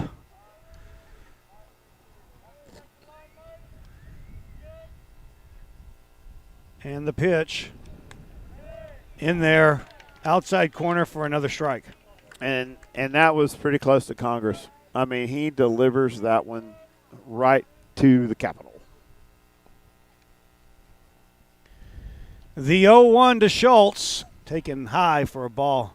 Galan seems to still have a little juice on his fastball. Yep, he does. He has not slowed down, not a bit. The 1-1. Off his hands, and it's looks like it's going to flare over the third baseman's head, and it doesn't. So, yeah, he saw them off on the handle there, and once again, Galan hitting his spots. Hit the inside corner, busted Schultz in on the hands, and gets a pop-up. That ball could have easily been driven to the wall, just didn't get a barrel on it. Here's McLean. Ground ball over to short. This is Orval up with it, and his throw is wide, and he is safe.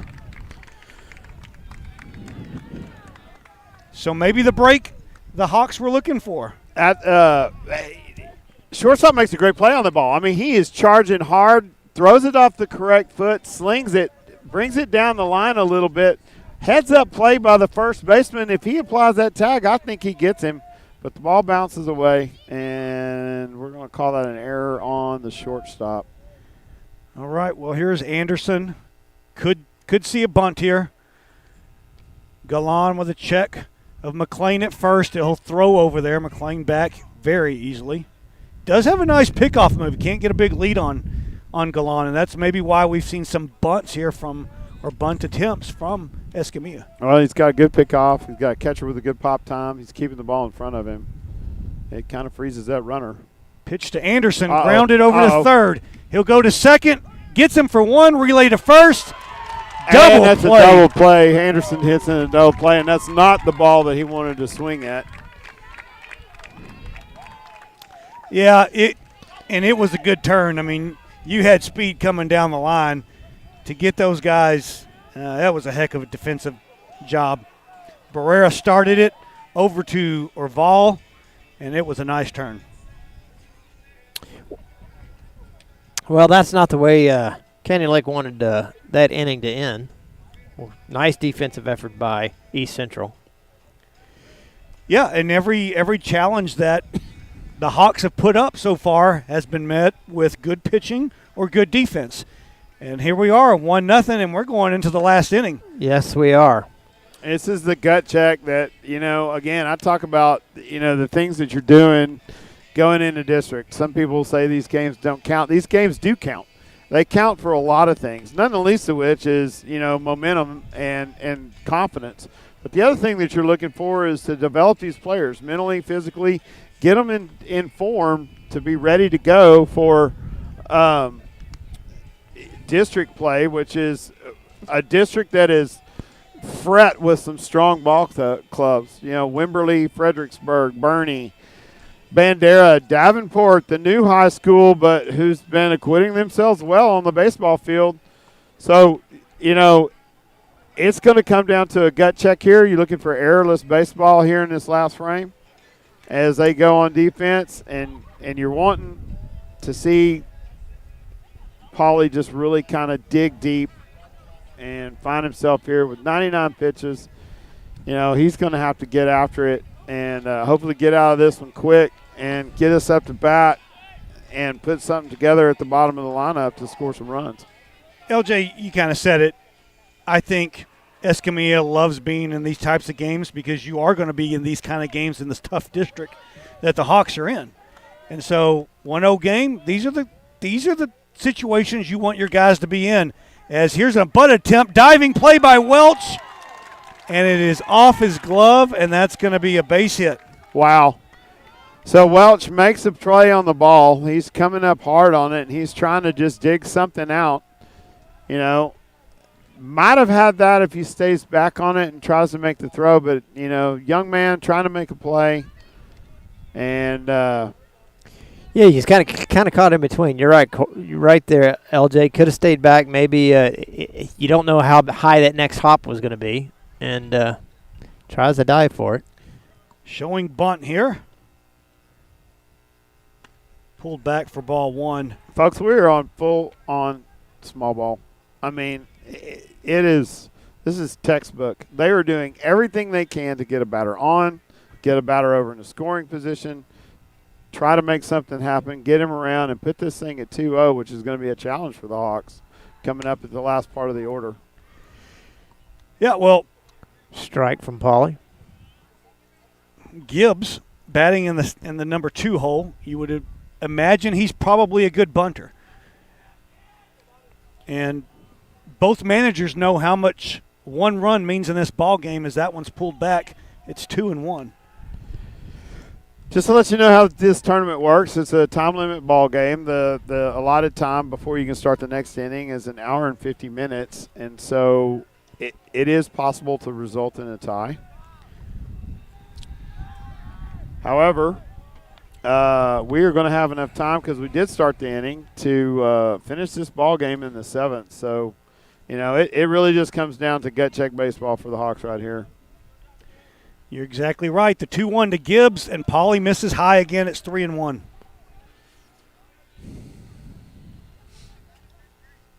Pauly sets himself, rubs the baseball, kind of recenters. Orvell getting a decent lead over at first. Pauly, the 3-1, and that's bunted foul, and we'll go full. That is an interesting. See, I'm telling you, there's no doubt that he is full on just trying to make something happen. Bunting with a 3-1 pitch, is an interesting play with your number 2 hitter. Polly comes set. The payoff. Struck him out swinging. Swing, strikeout. The runner does move over. Yep, he was stealing on the play, no throw down, and so they didn't get the bunt down, but one way or the other, Jacob Orval is now at second base, and that's going to bring up Mies or Mice. I don't know how you exactly. Miese. I like that. I'm making that up. I'm thinking that's it. I'm telling you, I'm not the 10 o'clock news reporter that can speak. Well, you said it with a lot of authority, so we're going to. Yeah, I believed you for sure. I mean, my granddad used to tell me, if you don't know what you're talking about, just say it loud. Say it like you mean it. That's right. Thoughty. So, Miese, 1 for 3 on the day. And the 1-0, Polly will step off as Chase Anderson working the runner. He hits left side all the time. I mean, every time he's hit left side. And it's interesting they're using Chase as the guy that's holding him on. Because there he goes left side again. High fly ball way out into the field. Nobody has it. Oh, my goodness. They don't see it. It goes foul, and that saves the day. They just did not see the ball, and it sounds like miscommunication out in left field. I think the left fielder called him off. Well, Welch started back for it, and I think, just watching the play, I think Chase Anderson, the shortstop, and the left fielder, Ty Sellers, thought he had a beat on it. Well, and he lost it at the last moment, and then there was nobody there. He pulled off, lost it. Of course, Escamilla correctly telling him that was his ball, his shortstop ball there. Here is the 1-1 strike. So Polly comes back here. Again, left side every time. He's shown it. Chase still holding the runner on. He's going to have to move out fast in order to get back over into position. Polly checks the 1-2 slider. Tried the corner. He wanted it. He didn't get the call. And Miese or Mies or whatever we decided on, very patient laying off of that one with 2 strikes. Mies is too nice. Polly checking Orval. The 2-2. Fastball hammered. Way foul. Oh, wow. I'm telling you what, we might not want to throw that inside fastball anymore. He smashed that. Yeah. He got good. Well, it wouldn't be wood. It'd be metal. Good metal on the ball. He really turned on that pitch. Polly gets the sign from Stanley. The 2-2. Taken high. Man, he holds off on that. He does a really good job of staying within himself and not going after that high fastball. So that'll run the count to 3-2. 1 out here in the top of the 7th. We're in a 1-0 ball game. Polly, the 3-2, went back to the slider and didn't get the call again. And he is unhappy, and here comes Escamilla to come talk to him. Yeah, well, that's a pitch count deal. I mean, he's done. He comes out with the pitch count.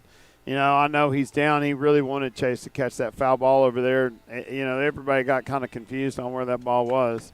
But he just pitched himself completely out of the ball game with the pitch count. He does a great job of handling himself, and nothing to be ashamed of there. I mean, a 1-0 ball game, that guy pitched to Jim. So you're going to see the gunslinger Peyton McMullen come in here. He came in relief for Hunter Anderson in the first game, and it started out kind of shaky, but man, he really found himself and started dialing in, and he was dealing at the last. So it's tough to pitch and then lay off and then come back in and pitch again. Yeah, he came in the first game, and he was solid after what was a little bit of a shaky start. And I think Escamilla is probably riding the hot hand, or someone that has pitched here in the first game, and has already pitched today, so maybe that's his thoughts. Yeah, that is his thoughts. And, so a little lineup shift here, and what seems to be the lineup that Escamilla likes to go to. Paulie, who anchors the center of the field at shortstop and is a super good shortstop, is replaced by McMullen on the mound.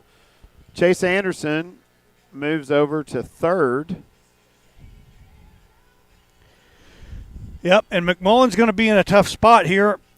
There's only one out. You got runners at first and second, and you've got the cleanup hitter, Prado. Now, Prado's 0 for 3 today, but swings a good bat for the Hornets, and McMullen's going to have to come in and give him his best stuff here. So, facing 4, 5, and 6 in the lineup, it's a tough spot, right, Darren? It is absolutely a tough spot. Now, talk a little bit about McMullen and the stuff that he's got. What kind of pitches we would expect to see out of him? Straight fastball? You would think. I mean, McMullen's a gunslinger, but I tell you what, he has really worked hard in the offseason and at the first of this season trying to gain control of his curve, and he's done it. He's got a good control of his curveball, and that's what he needed in order to keep the lineups off balance. He throws the ball so hard. So it kind of puts him back in the box. They're going to sit fastball, and then he's not afraid to try to snap one off on you and drop that curveball in. It's kind of a 12-6 curveball. It's not the slider that you see from Paulie. Yep. He breaks it over the top, so it's going to break it down, and that's going to put a little additional pressure on Dalton Stanley back there behind the plate. He is going to have to really block back there. So there's pressure on the Hawks. For sure, 1-0. They know they got it at bat, but they're just kind of feeling it right now. And you really want to see Peyton establish strike early, try to get a ground ball down, turn one here, and then get out of this inning. McMullen comes set. The first pitch is fastball high. This is kind of turning into a long inning. If they can get out with no runs, does this work in the favor of the Hawks? Could this put Galan at a disadvantage sitting in the bench this long? Well, we saw that in the first game. I mean, they get a little shaky when they sit on the bench for a long time. There's no opportunity for them to get up and throw, so they're having to come out cold. 8 pitches is just not enough to kind of dial back in, so generally you see them have to kind of struggle on the first batter. McMullen comes set. The fastball in there for a strike. It's 1-2. Nice pitch by McMullen right there. Yeah, he froze him. That's the velocity I'm talking about. He tries to drop that curveball in there, and he comes behind it fastball, and it really just kind of held his hands back.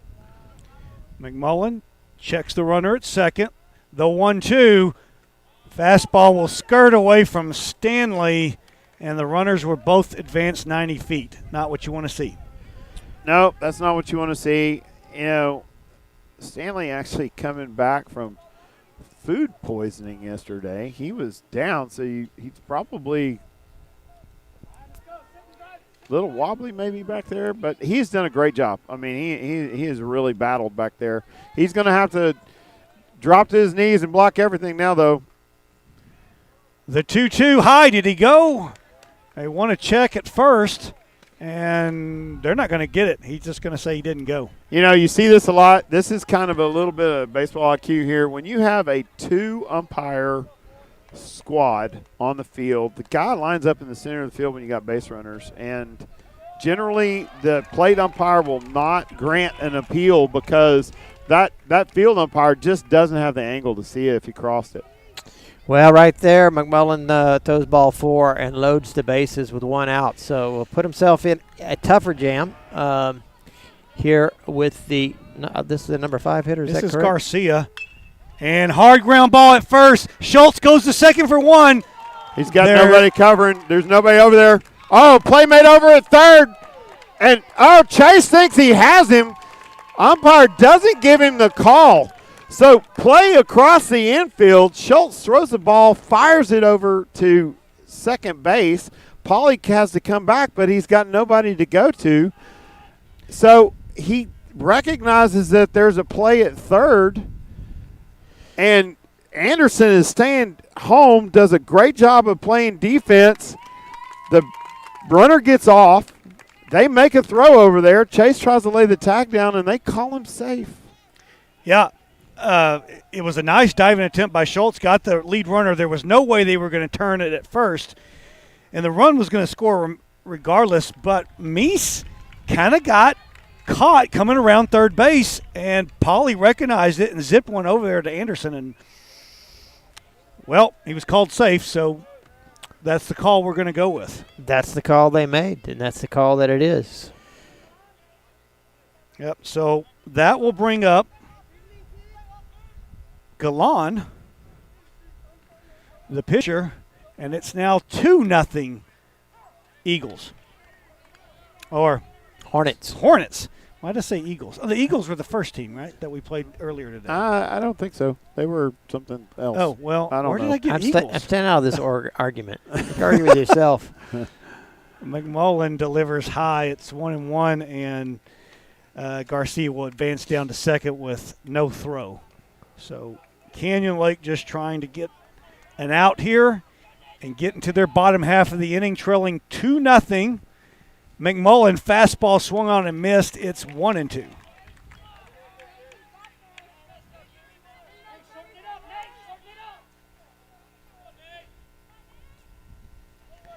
McMullen comes set, working fast. 1-2.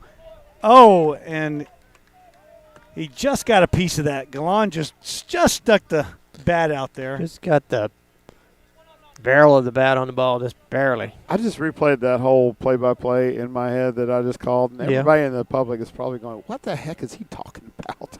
The 1-2 got him looking, and that'll end it. Fortunately, this isn't radio for those people watching at home. Maybe they saw enough video to understand what actually happened. If anybody's on the radio, they're probably going back to the beer fridge to say, I'm gonna need some help with that one. But no, it really was a bang play, and sometimes you see that. So Schultz comes down the line to go make the play, throws it over to Pauly. There's nobody on first, no play at first. Pauly quickly recognizes the runner coming off third, throws back over to Chase, who thinks he has the tag down, and he's just called safe. So maybe when you replay it in your mind, think that. Yeah, because someone could be driving right now and just have their phone hooked up Bluetooth to I their did. stereo. Right, not really watching. What the heck just happened? There's a three-car promise- pileup on 35 because LJ just drove everybody nuts. Well, I'll say this. It happened so fast that you probably have to go back. We don't have replay, so somebody's probably going to have to go back and rewatch that and see how much of it we actually got on on film. But you'll be able to go back to Canyon Lake Broadcasting either on the Facebook page or on our YouTube channel. Be able to watch that after this game. Hey, I'm going to let y'all put me on pause. I got to go straighten something out. All right, he's going to go straighten something out. And so I'm going to sit here with Chad. We're going to continue to call this game as we get to the bottom of the seventh, last inning, last chance, down 2 runs. Canyon Lake's got, I believe this is number 7, 8, and 9 batters up. Is that correct, Chad? Yeah, you got Walker, Gunnar Walker leading off, and then it should be Braden Welch, but it looks like we're having some technical difficulties, but it's Walker and Welch who subbed in for Baker, but looks like Hunter Anderson has grabbed a bat into the on-deck circle now. So Galan will come out for the 7th, and he's going to try to complete this game. From the windup, the 1-0 check swing of Gunnar. No appeal. Not going to not be allowed here again. No appeal, 1-0. Imperative. I shouldn't say imperative, but it would be really nice to see our leadoff man get on. Galan delivers high again, and it's 2-0. So at 90 pitches, can Galan finish this game? Well, they're certainly going to give him a lot of rope, I suspect, to try to get this done. That one's in there for a called strike. It's 2-1. Walker taking all the way.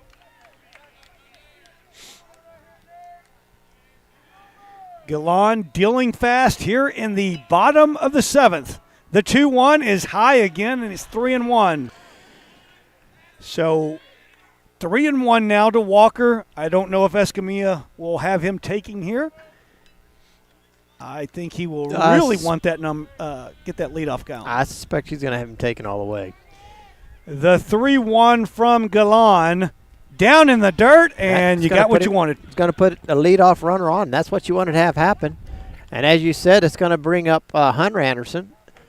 He's going to come up to bat in the now the 8th hole. Yep, and we're going to have a small conference on the mound. Yes, and we're going to get a pinch runner here. Looks like Thomas Dorman is getting a helmet on. I think he's going to run for Gunnar Walker. And that's going to be all for Galan as coach for East Central pulls Galan after a great game. He's been dealing all night long and puts the leadoff runner on balls, and they're going to bring in a new pitcher. Yeah, and let me get my roster sheet out here. Big tall number 44. We'll figure out him in a moment. Yeah, 44. And I don't have. You don't have a 44. Well, I don't have a screenshot of who 44 is. Well, but I tell you what, I got some friends up in the press box that can help you out. I bet I got a gentleman right over here we could probably ask. As we're sitting here on a nice evening, a little blustery, a little windy. You can probably hear that in the mics. It's been a good evening for baseball. Pretty pleasant out. We got off to a late start, and it was an early start, and we were scrambling to get on the air. So we apologize for all that. We lost a couple cameramen, and so we just had to do the very best that we could, and we've been able to get this game brought to you. East Central Hornets, has really dominated this what was really been a pitching duel. Canyon Lake only gives up 1 in the 4th and then 1 in the 7th, and so that makes it a 2-0 game here. But we're going to get a pitching change, and we'll see how this works out for East Central. Well, I'm not getting a text back. I may just run up to the press box and see who number 44 is. His last name is Fork. Fork. Fork. F-O-R-K-E. So does he throw a very good fork ball or sinker, as some people might say? I don't know, but everything looks like it's coming from upstairs. He's tall as the Eiffel Tower. He's a tall kid. So I got the book sorted out. All that talking and trying to keep score for all those that are trying to keep up on Game Changer and the broadcast. I got it all straightened out. I forgot to score the out when we had that bang-bang play, because I was talking so much. So now we got Hunter Anderson up to bat, pinch hitting. Well, you've been running around like a chicken with its head cut off. So Fork dealing, and he's got a live fastball taken for strike 1. Escamilla going to the bench here for one of his very hot bats of late, and Hunter Anderson. Fork will check over. Dorman leads away from first. The 1-0 is a curveball, and that one's left high. It's 1-1. That's a good-looking curveball, especially behind that fastball. That was hard to lay off of. Hunter does a good job plate discipline just then. Fork comes set. The 1-1 on its way, fouled off on the left side, and that'll run the count to 1-2. So sometimes you see a guy with that kind of velocity and the batter just coming in. He's trying to catch up to the ball and pull his shoulder out, and that's what happened that time. Pulled his shoulder out and head flew with it. The 1-2 from Fork, curveball, and he hit him. And wow, that's a big deal for number 6 to get on that base. So we got speed on the base pass. Now he gets down there fast. Now all of a sudden he starts limping. He took that right off the ankle bone, and he's wanting to tag out. Yeah. There was speed on the base. He got bone on ball. It hurts. That is a challenge. Yeah, when you get hit immediately, you think it's not that bad, but once you run a couple of steps, it's like, oh, maybe I shouldn't have got up and sprinted like that. Well, he went down there like a rocket. It was like, and he's taking off down the line. He's got a little bit of a gimp. He says, I want to stay in. If I know Hunter Anderson, which I do, he wants to stay in the ball game. Yeah, I would tell you there is no doubt. Now, who do we got at the bat here? We have a pinch hitter, and this is going to be Cody Jones. Is right? That is correct. So Cody Jones, he's batting in the what? The he's 7 batting hole for for Sellers. 8 hole Yeah, for for Sellers. Sellers. Yeah. Yep. Hunter came in to pinch hit for what would have been Braden Welch. And now you have Cody Jones, who might be bunting here. Let's see. And that may be what Escamilla is bringing him in. He squares around. Fork checks second. The pitch down in the dirt, 1-0. So Cody Jones may be brought in for this very thing, to lay a bunt down. Well, Dorman gets a long way off on that second lead. When you do that, you come down a couple steps on the second lead, and he gets off far enough to where this catcher goes for him. So Fork checks Dorman. Nobody holding Anderson on at first. That one's in the dirt. So 2-0, and things have become a little tight here now for East Central. It has, and Fork is feeling a little bit of the pressure having those 2 runners on base. No outs. The 2-0, is he bunting or taking here? Fork, he squares around. The 2-0, and did that hit him? That it hit. did. Wow. And we just loaded the bases right there on 2 hit Batman.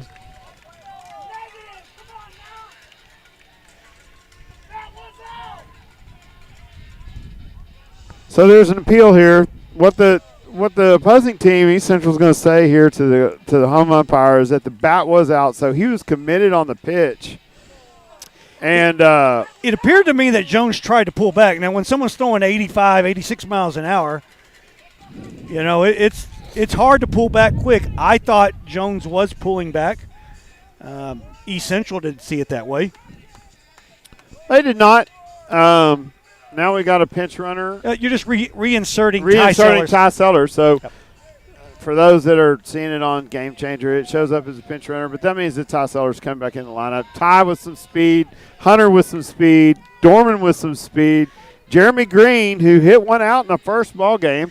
We got no outs, headed up into the top of the lineup with Paulie and Lalonde. Gentlemen, Well, it doesn't get any better than this, boys. No, it doesn't. And there's a game I like to play when I watch. It's called Call Your Shot. You only get one chance a game. And since Jeremy Green parked one in the first game, I'm going to call the shot right here. You're calling the shot. I'm going to try to be Nostradamus. Here's Fork from the windup. Fastball, outside corner, taking strike 1. That's not a pitch that Jeremy wanted to try to go after. He'd do nothing with that pitch. Outside low, end up chopping it into a double play. The 0-1 down in the dirt again. Fork continues to miss low.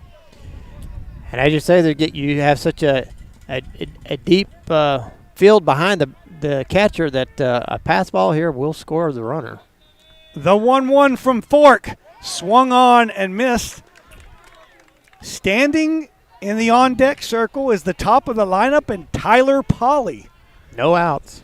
Jeremy Green swings through that. Looked like he was pressing a little bit. He knows the event here. Outside 2-2. So in case you're joining us late, it has been all East Central 2-0 and basically all Galan. He has been replaced by Fork here in the last inning, and Green drives one.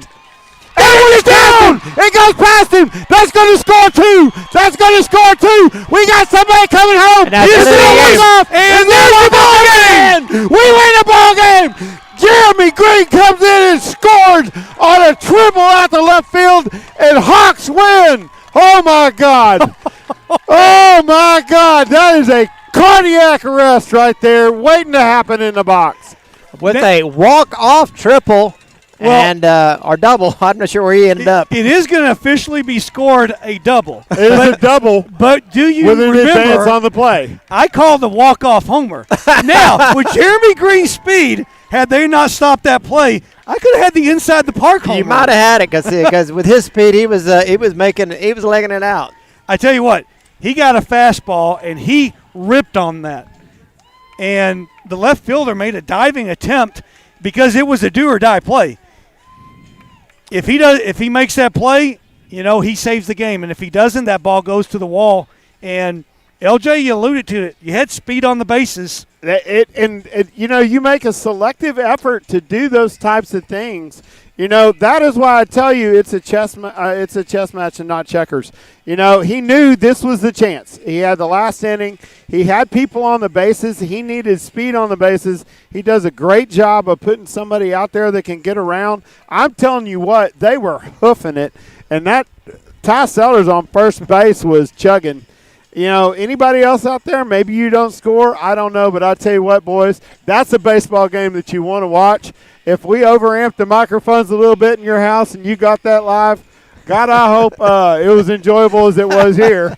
Well, that was a great effort by Canyon Lake, the Canyon Lake Hawks, just staying alive in this game, right?